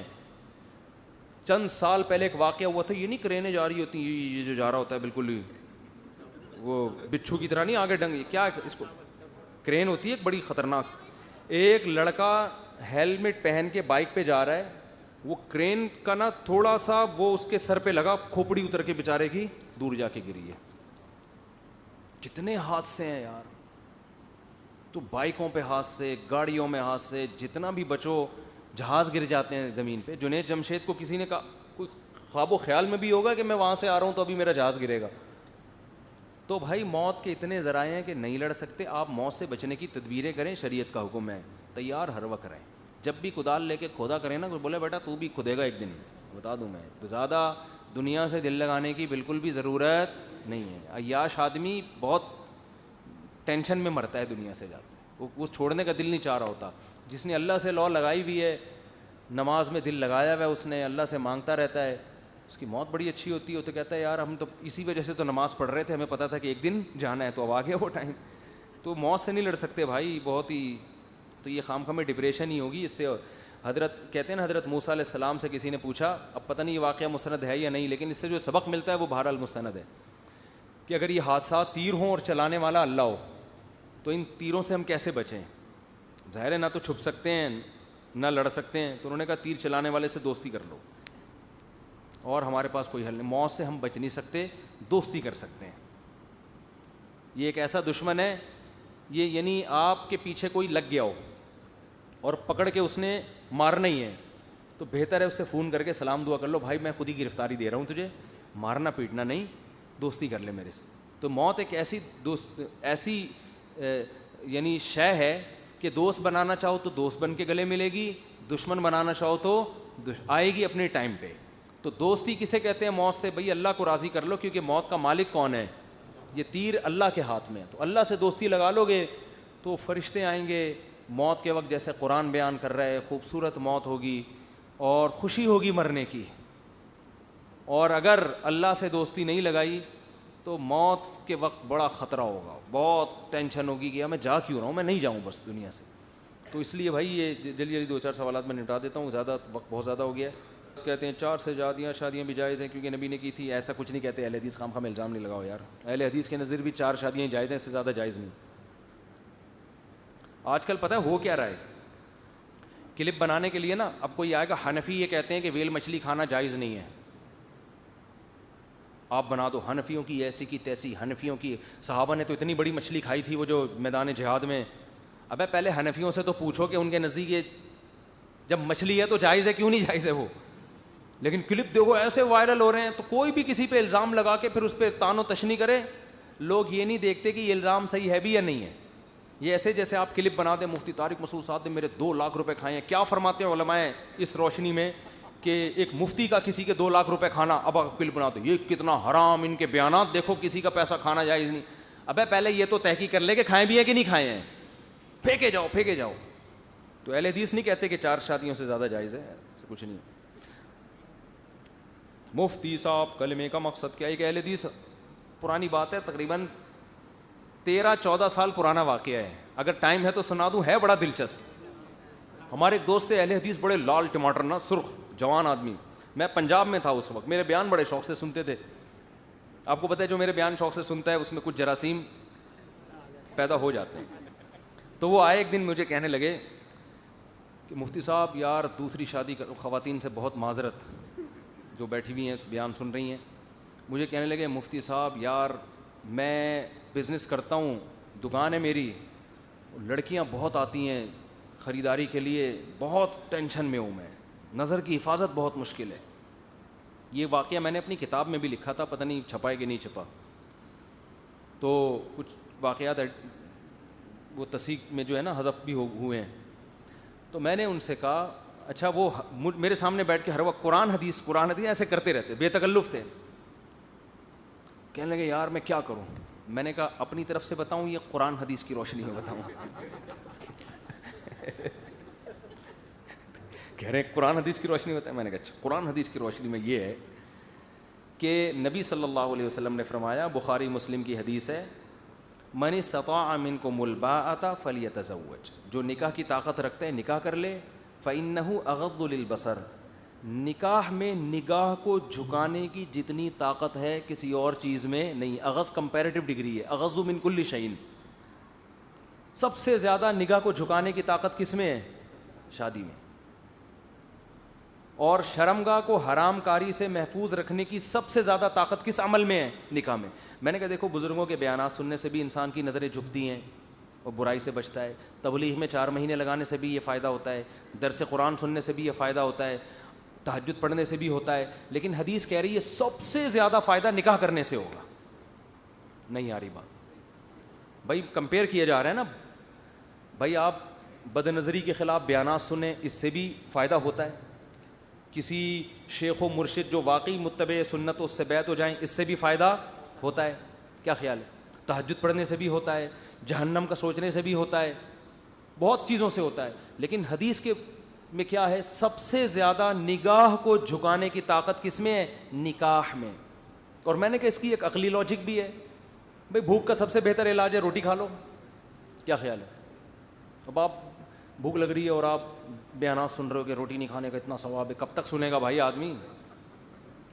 تو میں نے کہا اب آپ ماشاءاللہ ہو بھی لال ٹماٹر جیسے, وہ بڑے سرخ سفید تھے, تو اب آپ ایک اور کر لو, تو اس سے کیا ہوگا؟ نگاہ جھک جائے گی. میں نے کہا پھر بھی نہ جھکے, ایک اور کر لو, پھر 4 کرو. پھر میں نے کہا اپنی والیوں کو دیکھنا بھی مشکل ہو جائے گا پھر. وہاں سے بھی نظریں چراتے پھرو گے یار, بس بہت. اتنا بھی کوئی نہیں تپڑ ہوتا کہ اگر پھر بھی نہیں نگاہ جھکی جس مطلب یہ ٹھڑک ہے. حقیقت بتا رہا ہوں, جس کا 4 پراٹھے کھا کے بھی پیٹ نہ بھرے تو اس کا مطلب اس کو کوئی پیٹ میں کوئی مسائل ہیں اس کے ساتھ. تو پھر اس ٹھڑک کا علاج پھر تبلیغ میں 4 مہینے اللہ اللہ کی بات سنو گے, اللہ سے ہوتا ہے دین, اللہ کے علاوہ سے نہیں ہوتا, اور سارے نیک پرہیز. تو ٹھڑک کا علاج تبلیغ میں بھی ہوگا, جہنم کا سوچنے سے بھی ہوگا. میں نے کہا میرے بھی بیانات ہوتے تھے وہاں, میں نے کہا یہاں کے بڑھ جائے کرو, اس میں بھی ہوگا.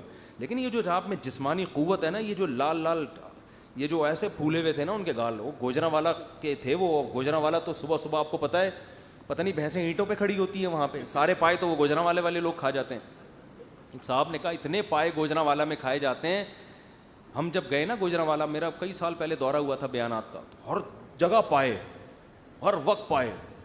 ہم تو کراچی والے یوں تھوڑا سا یوں ڈبویا اور پھر 3 دفعہ سوچا کہ ہضم بھی ہوگا, یوں کھایا. وہ ہم نے ان کو دیکھا وہ پیالے بھر بھر کے پی رہے ہیں. تو اتنے پائے کہ ہمارے ایک دوست نے کہا بھائی بھینسیں کیا اینٹوں پہ کھڑی ہوتی ہیں یہاں پہ؟ سارے پائے تو یہ کھا جاتے ہیں. تو اتنے لال سرخ ماشاء اللہ. تو میں نے کہا یہ تو آپ کی صحت ہے. اب میں نے کہا یہ تو حدیث ہے, اور اس کا فائدہ کیا ہوگا, آپ کو اللہ نے یہ صحت دی ہے, اس کا فائدہ ہوگا, اور پیسہ بھی دیا ہے, بڑے بزنس مین تھے. میں نے کہا فائدہ یہ ہوگا اس بہانے 3 عورتوں کا بھی, وہ بھی برائی سے بچ جائیں گی مزید, اور ان کو بھی گھر مل جائے گا, ان کی بھی کفالت کا انتظام ہو جائے.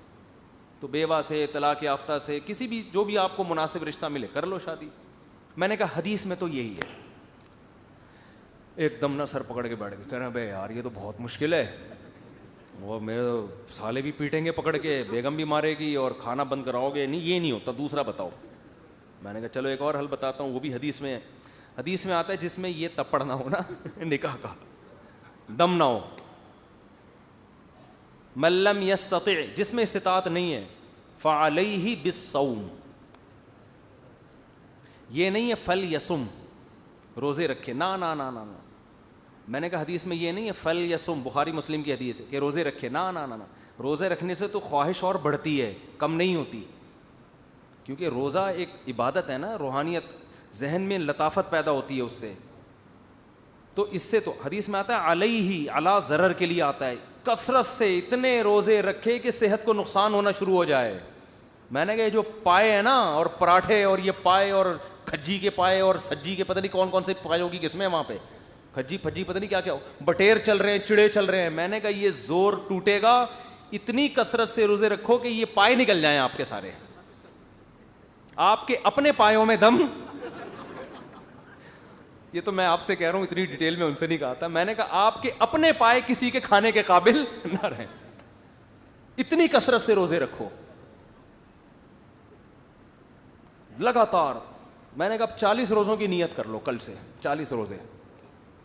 اور میں نے کہا روزے کا کوئی اور آلٹرنیٹ نہیں ہے. بعض لوگ ڈاکٹر کہتے ہیں کچھ دوائیں کھانے سے خواہش کم ہو جاتی ہے, کچھ حکیم, کچھ ہومیوپیتھک. بھائی دیکھو, برائی سے بچنے کے لیے 2 چیزیں ضروری ہیں, جسمانی طاقت کمزور ہو, روحانی طاقت مضبوط ہو.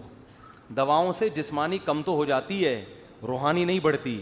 کثرت سے روزوں کا یہ فائدہ ہوگا کہ جسمانی طاقت کمزور ہوگی, روحانی طاقت بڑھے گی. اور عبادت بھی تو ہو رہی ہے نا ساتھ ساتھ, جو گناہ سے روک رہی ہے آپ کو. اس لیے روزے کا کوئی آلٹرنیٹ نہیں ہے. کہنے لگا اچھا 40 روزے رکھوں گا پھر کیا ہوگا. آگے بات ہے دلچسپ, قرآن حدیث کی روشنی میں. ان کو میں بار بار چھیڑ بھی رہا تھا. کہتے ہیں پھر کیا ہوگا. میں نے کہا پھر جب 40 روزے رکھنے کے بعد آپ نتھر جاؤ گے, آپ تھوڑے کم ہو جاؤ گے. لوگ کہیں گے آپ پورے کہاں ہیں, باقی کہاں ہیں آپ. یعنی جب آپ کسی سے ملنے جاؤ گے نا تو لوگ کہیں گے آپ تھوڑے سے آئے ہیں, باقی کہاں رہ گئے آپ. یہ حالت جب آپ کی ہو جائے گی, میں نے کہا پھر آپ دوبارہ کھانا پینا شروع کرو گے. اصول یہ ہے کہ جب انسان کا کولیسٹرول بالکل ختم ہو جائے, اضافی فیٹ بالکل ختم ہو جائے, اور روزے رکھ کے آدھا ہو جائے, پھر جب کھانا شروع کرتا ہے نا, پہلے سے بھی زیادہ مٹھنڈا ہو جاتا ہے وہ. کیونکہ روزے سے نتیجے کے لحاظ سے صحت بنتی ہے, خراب نہیں ہوتی. روزے سے وقتی طور پر تو آپ کمزور ہوگے, لیکن حقیقت میں پہلے سے زیادہ صحت مند ہو جاؤ گے. کہنے پھر یہ کوئی حل تو نہ ہوا. میں نے کہا واقعی یہ حل نہیں ہے. حدیث میں یہ حل ان لوگوں کے لیے ہے جو رشتہ تلاش کر رہے ہوں, جب تک نہ ملے تو کثرت سے روزے رکھیں, جیسے ہی رشتے کا انتظام ہو جائے روزے رکھنا چھوڑ دیں. ان کے لیے یہ حل نہیں ہے جن کا قیامت تک نکاح کا پروگرام ہی نہ ہو, تو مرتے ہوئے روزے رکھ کے مر جائے گا وہ. تو کہیں پھر کیا حل ہے؟ میں نے کہا قرآن حدیث کی روشنی میں اس کے علاوہ میرے پاس کوئی حل نہیں ہے. کہہ رہے یہ نہیں ہو سکتا بھائی مجھ سے. میں نے کہا پھر بس نظر کی حفاظت کرو بھائی, برائی حلال نہیں ہوگی. میں نے کہا جاؤ تبلیغ میں 4 مہینے لگاؤ, تو اس کا فائدہ ہوتا ہے کہ وہاں تو ان کی بد نظری کا موقع ہی نہیں ملتا, تو تھوڑی سی عادت پڑ جائے گی. قرآن حدیث میں یہی ہے. اچھا بھائی بس بہت ہو گیا یار. گزارش یہ ہے کہ میں کئی کیا کہہ رہے ہیں, میں فالو کروں پچھلی آپ اپنے چھوٹے بھائی کے لیے ایک رشتہ درکار ہے. اگر آپ کے علم میں کوئی خوبصورت اور خوبصورت رشتہ ہو ہے نہیں, آپ نہیں ہیں بھائی, میں رشتے نہیں کراتا اللہ کے بندو, میرے پاس کدھر ٹائم ہے رشتے کرانے کا.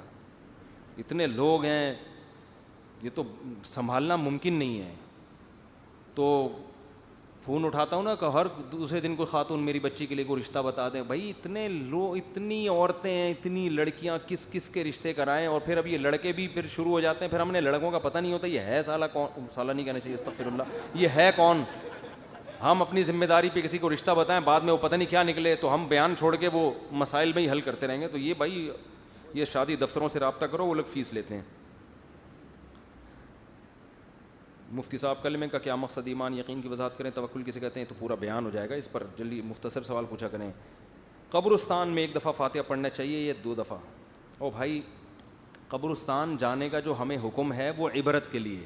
حدیث میں آتا ہے فزوروہا, یہ نہیں آتا حدیث میں کہ قبرستان جایا کرو تاکہ مردوں کو ثواب پہنچاؤ, ایسی کوئی حدیث نہیں ہے. جو نیکی میت کو پہنچتی یا نہیں پہنچتی اختلافی مسئلہ ہے, تو ہم اس کے قائل ہیں کہ پہنچتی ہے. وہ جہاں بیٹھے ہو وہیں سے دعا کرو, اس کے لیے پہنچ جائے گی. اس کے لیے قبرستان جانے کی چنداں ضرورت نہیں ہے. قبرستان جو جاتے ہیں وہ آخرت کی یاد تازہ کرنے کے لیے کہ کل ہمیں بھی یہاں لیٹنا ہے. آپ نے فرمایا تھا کہ خواتین کے بالوں کی خرید و فروخت جائز نہیں ہے, تو بالوں کو جلانا جائز ہے یا زمین میں دفن کر دیں, دونوں طرح جائز ہے, بیچنا جائز نہیں ہے. مفتی صاحب رشتے کا مسئلہ چل رہا ہے, دعا کریں, دل سے دعا ہے جی اللہ تعالیٰ آپ کو اچھا سا رشتہ دلا دے اور آپ بھی اس کے لیے اچھے سے ہوں. ڈاکٹر اسرار احمد کہتے ہیں کہ جب اسباب اور وسائل نظر نہ آئیں تب اللہ پہ یقین کرنا ایمان ہے. بالکل صحیح. جب سارے اسباب وسائل فیل ہو جائیں پھر بھی انسان تسلی رکھے کہ اللہ ہے, تو یہ تو یقین کا بہت اونچا درجہ ہے. مفتی صاحب لین دین کے بارے میں اسلامی طریقہ, مطلب گاڑی خریدتے وقت یا گھر خریدتے وقت لکھائی کرنا چاہیے, ریکارڈنگ کرنی چاہیے. قرآن میں لکھنے کا حکم ہے. سب سے لمبی آیت سورہ بقرہ میں نازل ہوئی ہے کہ معاملات کو لکھا کرو, تو صرف ریکارڈنگ نہ کریں, لکھیں. آج کل تو ویڈیو کا دور ہے, اگر لین دین میں ویڈیو بن جائے تو اچھا نہیں, بہت اچھا ہوگا, لکھنے کے ساتھ ویڈیو بھی بنا لیں. مفتی صاحب لوگ مسجدوں میں پرچے بانٹتے ہیں کہ کسی جگہ کی مشہوری کے لیے, یعنی ہسپتال, اسکول یا بس اڈہ وغیرہ مشہوری کے لیے پرچے چھپا کر مسجد میں بانٹتے ہیں. مسجد میں بانٹنا جائز نہیں ہے. البتہ کوئی ہسپتال ٹرسٹ ہو جو پروفیٹیبل ادارہ نہ ہو تو پھر اس کے پمفلیٹ مسجد میں بانٹے جا سکتے ہیں. بزنس اور کاروبار مسجد میں نہیں, جائز نہیں. بعض کہتے ہیں اللہ کا نام بھی لکھا ہوتا ہے اور نبی کا نام بھی ہوتا ہے. دیکھو اس خوف سے کسی کاغذ پہ نام ہی نہ لکھنا اللہ کا کہ کہیں بے ادبی نہ ہو جائے, یہ غلو ہے, زیادتی ہے. ہمارے نبی غیر مسلموں کو خط لکھتے تھے, اس میں بھی اللہ کا نام لکھتے تھے, سمجھ رہے ہو نا. تو اب یہ تو نہیں کہ کاغذ پہ نام ہی نہیں لکھا جائے گا اس خوف سے کہ کہیں نیچے نہ گر جائے, بس نیچے نہ گرنے دو اس کو, لیکن اس خوف سے نام لکھنا, اللہ کا, نبی کا نام لکھنا چھوڑ دینا, یہ غلط چیز ہے. اگر کہیں رشتہ کرنا ہو تو یہ کیسے پتہ چلے گا کہ لڑکی عفیف اور پاک دامن ہے؟ بس کے گھریلو حالات سے پتہ چلے گا بھائی. 100% تو دنیا میں کسی کا نہیں پتہ ہوتا, عالم الغیب نہ بن جائے. ورنہ بھائی گھر میں پتہ چل جاتا ہے کہ ابا بھی نیک ہیں, اماں بھی نیک ہیں, گھر میں پردے کا ماحول ہے, شرافت چل رہی ہے, بس یہ اسی سے ہی پتہ چلے گا. مفتی صاحب پچھلے ہفتے جو احمقانہ سوال پوچھا تھا, اس کے لیے معذرت, مجھے کیا پتہ کیا احمقانہ سوال پوچھا تھا.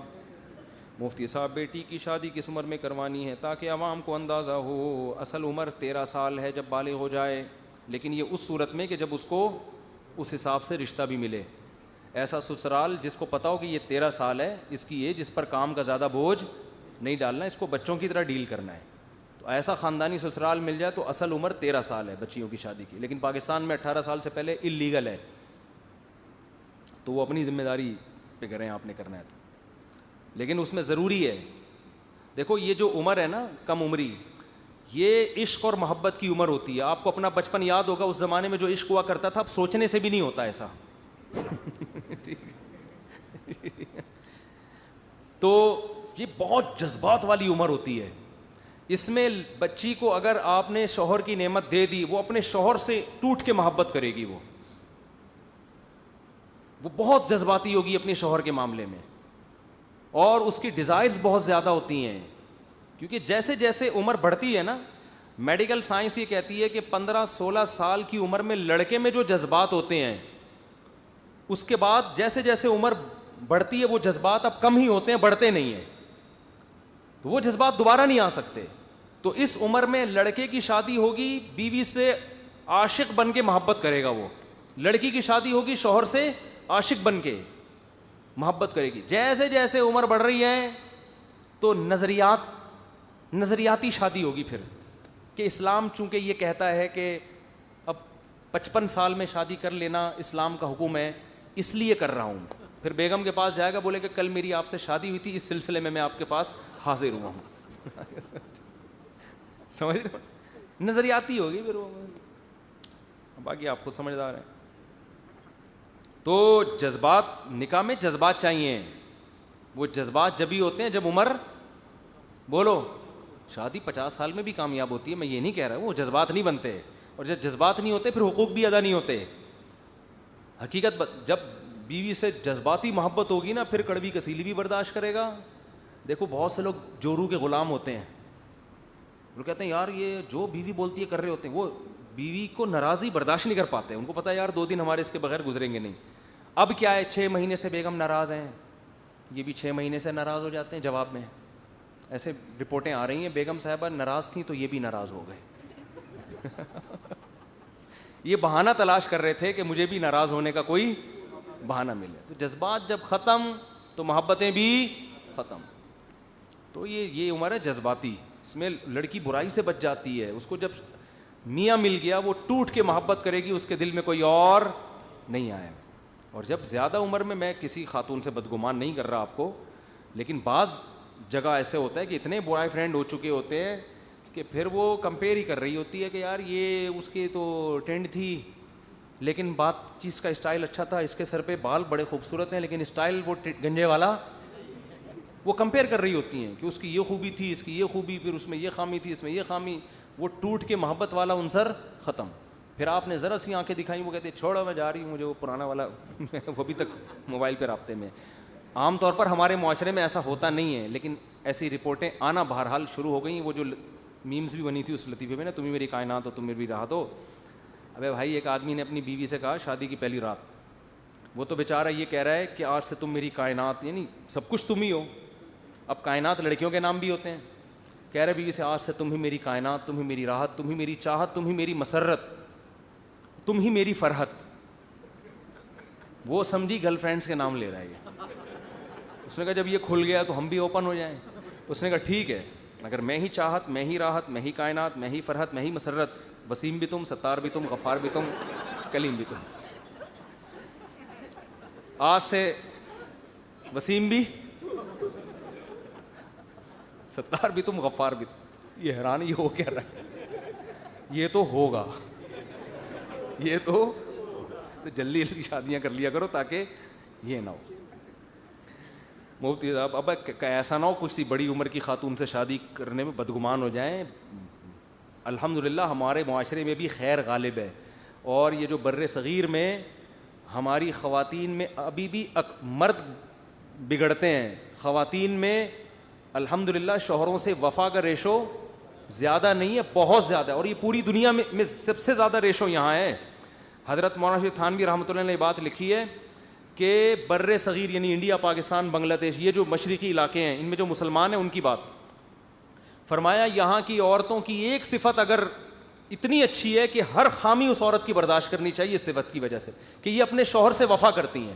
یہ چیز آپ کو دوسرے معاشروں میں نظر, خدمت ملے گی, خوبصورتی بھی ہوگی, دولت بھی ہوگی, اعتماد ختم. مرد کہیں کمانے کے لیے دوسرے ملک چلا جائے نا 2 سال, اس کو پورا اعتماد نہیں ہوتا. ہمارے یہاں 2 سال باہر جا کے کما رہے ہوتے ہیں, ان کو پتہ ہے بھائی بیگم میری ہے تو میری ہی ہے. تو یہ خیر الحمدللہ غالب ہے. تو میں جو یہ بیانات کرتا ہوں میں کہتا ہوں یہ غالب ہی رہے تو اچھا نہیں ہے. تو یہ کلچر جو ہمارے یہاں گرل فرینڈ بوائے فرینڈ کا پھیل رہا ہے, اگر یہ زیادہ پھیل گیا میرے بھائی پھر نہیں اعتماد رہے گا, پھر تو شک شبے اور یہی سلسلے شروع ہو جائیں گے. میری بیوی نامحرم لڑکوں سے واٹس ایپ پہ بات کرتی ہے. استغفر اللہ یار, ابھی میں اتنی تعریفیں کر رہا ہوں, جب میں منع کرتا ہوں تو کہتی ہے کہ آپ مجھ پہ بلا وجہ شک کرتے ہیں, میں پریشان. ان کو منع کرو بھائی, شک نہ کرو. میں نہیں کہہ رہا کہ غلطی باتیں کر رہی ہوگی, بعض عورتیں تھوڑی لبرل ٹائپ کی ہوتی ہیں, ان کے لیے کوئی ایشو نہیں ہے, ستار سے بات کر لی, وسیم سے بات کر لی, وہ کہتی کیا ہے اس کوئی غلط تھوڑی کرنے. تو میں نہیں کہہ رہا کوئی بھی مردوں سے بات کر رہی ہے تو غلط ہی ہے, لیکن ایک چیز برائی کا ذریعہ بنتی ہے اور خاص طور پہ شوہر کے دل میں وسوسے پیدا کرنے کا ذریعہ بنتی ہے. تو آپ پھر خاتون کو سمجھائیں, نہ مانیں تو ان کی سہیلیوں سے فون پہ باتیں کرنا شروع کر دیں. بولے میں بھی غلط نہیں ہوں, شک کیوں کر رہی ہوں, لیکن ایسا نہ ہو کہ چلو ٹھیک ہے. ایسا نہ ہو کہ چلو, تو آپ نہ کریں بات, ان کو سمجھائیں. مفتی صاحب عمر شریف کی مغفرت کے لیے دعا فرمائے. دل سے دعا ہے جی اللہ سب کی مغفرت فرمائے, کوئی بھی دنیا سے جائے تو سب کی مغفرت ہو, اور آخری وقت ان کا اچھا بھی گزرا ہے. آخری وقت جو ہے نا, داڑھی بھی رکھ لی تھی ماشاءاللہ, اور بھی نماز کی پابندی بھی تھی اور وغیرہ وغیرہ. تو میں کسی کو برا نہیں کہہ رہا, نہ میرے اندر یہ دم ہے کہ کسی کو میں کہوں کہ وہ برا ہے, کون اللہ ہی جانتا ہے. لیکن اصولی طور پر یہ فنکار بننا, اداکار بننا اسلام میں کوئی پسندیدہ کام نہیں ہے. اکثر لوگ یہ کہتے ہیں کہ بھئی فلاں کامیڈین ہے, وہ اس کو لوگوں کو ہنساتا ہے وہ صبح و شام, تو لوگوں کو خوش کرنا عبادت ہے. لوگوں کو خوش کرنا یقیناً عبادت ہے, لیکن شرعی حدود کے اندر. علماء کہتے ہیں جو طنز و مزاح ہے نا, اس کی مثال ایسے ہے کہ کھانے میں جیسے چٹنی. دیکھو ہمارا بھی پورا بیان ہوتا ہے, تو پورا بیان کوئی مزاحیہ تھوڑی ہوتا ہے. بیان میں تو اصل پیغام ایک ہوتا ہے, اس میں درمیان میں مزاح بھی آ رہا ہوتا ہے تاکہ لوگ بور نہ ہو. ہمارے نبی صلی اللہ علیہ وسلم بھی مزاح فرمایا کرتے تھے. معاذ اللہ نقل کفر, ایسا تو نہیں تھا کہ آپ آئے ہی مزاح کے لیے, ایسا تو نہیں ہے نا. ایک اہم پیغام لے کر آئے, اس میں درمیان میں ہمارے نبی نے مزاح بھی کیا, اپنی ازواج سے بھی کیا, صحابہ سے بھی کیا. حدیث میں آتا ہے سب سے زیادہ مزاح ہم میں نبی کیا کرتے تھے. صحابہ کہتے ہیں سب سے زیادہ مزاح کون کرتا تھا؟ نبی. تو مزاح تو اچھی چیز ہے, لیکن وہ کسی پیغام, کوئی بات چل رہی ہے اس کے ضمن میں, اگر آپ A to Z مزاح سے بات شروع ہو, درمیان میں مزاح اور مزاح ہی چل رہا ہو, کوئی اس میں میسج نہ ہو, تو پھر یہ ٹائم ویسٹنگ ہے. کیونکہ اللہ نے ہمیں اصل بڑے کام کے لیے, عبادت کے لیے پیدا کیا ہے, ہمیں طنز و مزاح کے لیے پیدا نہیں کیا. اس لیے میں یہ کہتا ہوں کہ جیسے کھیل ہے نا بھائی, آپ تھک جاتے ہو دماغی کام کر کے تو کھیل بھی لو, ورزش بھی کر لو. اب میں فار ایگزامپل صبح اگر دوڑ لگا رہا ہوں تو دوڑ لگا کے بیٹھ جاؤ, پھر اب اصل کام کرو بھائی, جو کام کرنے کے لیے اللہ نے بھیجا ہے دنیا میں, دین کا کام کرو یا کوئی اور انسانیت کی خدمت کرو. اب میں بھاگتا ہی رہوں اور بھاگنے میں پلیئر بن جاؤں میں, یہ کوئی شریعت میں پسندیدہ کام نہیں ہے. لیکن کامیڈین بننا بذات خود اسلام میں پسندیدہ کام نہیں ہے. سمجھتے ہو بات کو کہ نہیں سمجھتے ہو؟ تو ایسا نہ ہو کہ آپ کہیں کہ مفتی صاحب ان کے لیے دعائیں مغفرت کر رہے ہیں تو ہم بھی کامیڈین بنیں گے, تو مفتی صاحب ہمارے لیے بھی دعائیں مغفرت کریں گے. تو یہ سوچ نہیں ہونی چاہیے. میں آپ کو مشورہ دوں گا کہ آپ کامیڈین نہ بنیں. اور لوگ جو مجھے کہتے ہیں مفتی صاحب کامیڈین کے بارے میں تو یہ کہہ رہے ہیں نہ بنو, اور خود تو اتنی کامیڈی کرتے ہیں. کامیڈی کرنا اور ہوتا ہے, کامیڈین بن جانا بولو. اور کامیڈی الگ چیز ہے, مزاح الگ چیز ہے. مزاح تو نبی صلی اللہ علیہ وسلم بھی کیا کرتے تھے. تو وہ تو ہر آدمی, کوئی زیادہ کرتا ہے کوئی کم کرتا ہے, تو لیکن اتنا مزاح بہت زیادہ ہر وقت ہی ہنستے رہو ہنساتے رہو, اس سے دل مردہ ہو جاتا ہے. نبی صلی اللہ علیہ وسلم نے فرمایا لو اعلم ما تعلمون لبکیتم کثیرا وَلَضَحِكْتُمْ قَلِيلًا او کما قال صلی اللہ علیہ وسلم. فرمایا میں جو قبر کی ہولناکیاں جانتا ہوں, اگر تمہیں پتہ چل جائیں تو تم ہنسو کم اور رو زیادہ. تو غیر ضروری ہنسنے سے اور غیر ضروری ہر وقت مزاح اس سے انسان کے دل مردہ, اس پہ پھر نصیحت کی بات اثر نہیں کرتی.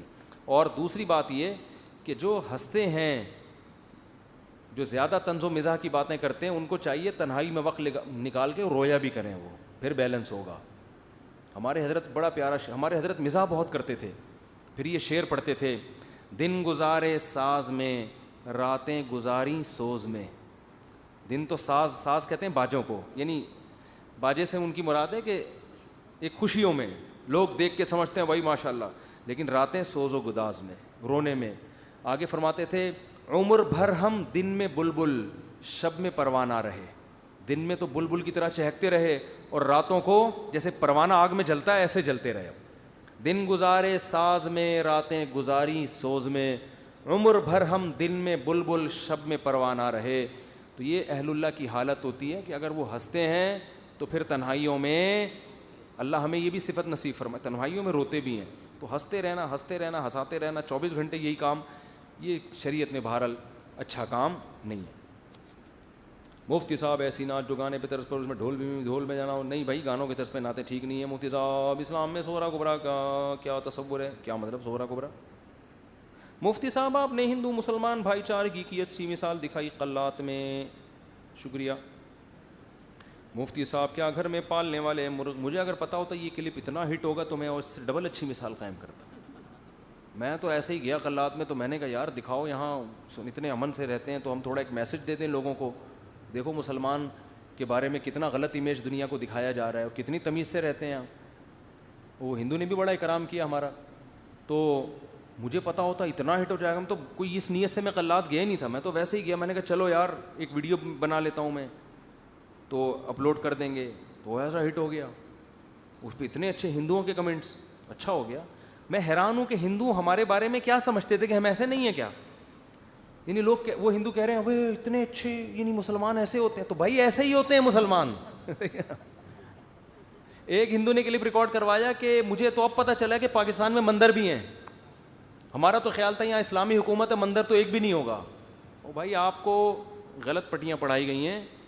اسلام جب ہندوستان میں مسلمانوں کی حکومت تھی, گوروں نے لکھا ہے اس وقت ہندو سکھ عیسائی مسلم جتنی امن شانتی کے ساتھ رہے ہیں آپس میں, اتنا امن و امان کسی اور دور میں نہیں رہا. مسلمان جہاں بھی حکومت کی ہے وہاں اقلیتیں بہت مزے سے رہی ہیں, لیکن معاملہ الٹا چل رہا ہے. دوسرے ہمارے حقوق کے لیے تیار نہیں ہوتے. کیا گھر میں پالنے والے مرغیوں کو کاٹ کر کھا سکتے ہیں؟ نہیں. مرغی کے لیے, مرغی کے بچے کو ہم فیڈ یا دوائی کھلا کر جلدی بڑا کر سکتے ہیں؟ نہیں بڑا کر سکتے ہو بھائی, فیڈ کھلاؤ جلدی بڑا ہو جائے گا. مرغے کو کاٹ کے کھا جاؤ, کھا کیوں نہیں سکتے؟ تو کھاتے ہیں. آج تک فارمی مرغی ایجاد نہیں ہوئی تھی تو یہ گھروں کے مرغے ہی کاٹ کاٹ کے لوگ کھا رہے تھے. رہا یہ کہ چوزے کو جلدی فیڈ کھلا کے بڑا کر دیں تو یہ میڈیکل سائنس کا مسئلہ ہے. حلال تو ہے لیکن اس سے اس کے گوشت میں کوئی تبدیلی آتی ہے نہیں آتی, اس میں بہت اختلاف ہے. فارمی مرغی کے بارے میں کوئی کچھ کہہ رہا ہے, کوئی کچھ کہہ رہا ہے. کینسر کے اسپیشلسٹ سے میں نے پوچھا کہ فارمی مرغی سے کینسر پھیل رہا ہے, انہوں نے کہا ایسا کچھ بھی نہیں ہے, ابھی پاکستان میں مشہور ہیں یہ باتیں. تو میرا فارمی مرغی پر بیان تھا, میں نے ہٹوا دیا کیونکہ میں نے بہت حکیموں ڈاکٹروں سے سنا تھا اس میں یہ بیماریاں, اس میں یہ بیماریاں. ایک بہت بڑے کینسر کے اسپیشلسٹ سے جب سنا کہ اس میں کینسر نہیں ہے, میں نے سنا تھا کینسر ہے, جب ان سے میں نے کہا بھائی ہمارا کام نہیں ہے فارمی مرغی کو, ہے نہیں ہے مجھے نہیں پتا. تو غریب آدمی تو یہی کھا رہا ہے نا بیچارہ, اس کو دیسی کہاں سے کھائے گا وہ. تو کھاؤ دیسی چیزیں لیکن پروپیگنڈا نہ کھانی. جو دیسی میں بات ہے وہ انسانی ہاتھ جہاں لگ گئے وہ تو گڑبڑ ہو گئی, حقیقت ہے نا. تو اصل تو یہی ہے کہ دیکھو یہ جو دیسی چوزا ہے اس کو اوپر سے بھی پھینک دو گے نا نہیں مرے گا یہ. اس کو پکڑنے کے لیے پہلے آپ کو جمناسٹک کے کھیلوں میں شرکت کرنی پڑے گی, اس کے بعد یہ چوزا پکڑنے کی صلاحیت پیدا ہوگی. فارمی مرغی کو ایک دفعہ آپ نے پھینکا دوبارہ اٹھنے کے قابل نہیں ہوگی. تو میں میڈیکل رپورٹیں نہیں پیش کر رہا, لیکن دیسی کیا ہے, دیسی ہے بھائی. دیسی چیزیں کھایا کرو. بھینس کا خالص دودھ 1 گلاس پی کے سو, صبح اٹھو گے پتہ چلے گا کچھ کھا کے پی کے سو جاتا. اور یہ ڈبے کے آپ 6 گلاس دودھ پی لو کچھ بھی نہیں ہوتا اس میں.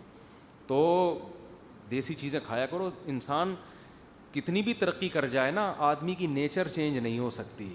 نیچر یہی کہتی ہے جو گائے اللہ نے پیدا کی ہے نا, جس حساب سے وہی سیٹنگ صحیح ہے. تو نیچر تھوڑی چینج ہوگی. سائنس جتنی بھی ترقی کر لے آپ تو وہی ہیں جو 1000 سال پہلے تھے, وہ آپ تھوڑی چینج ہو گئی.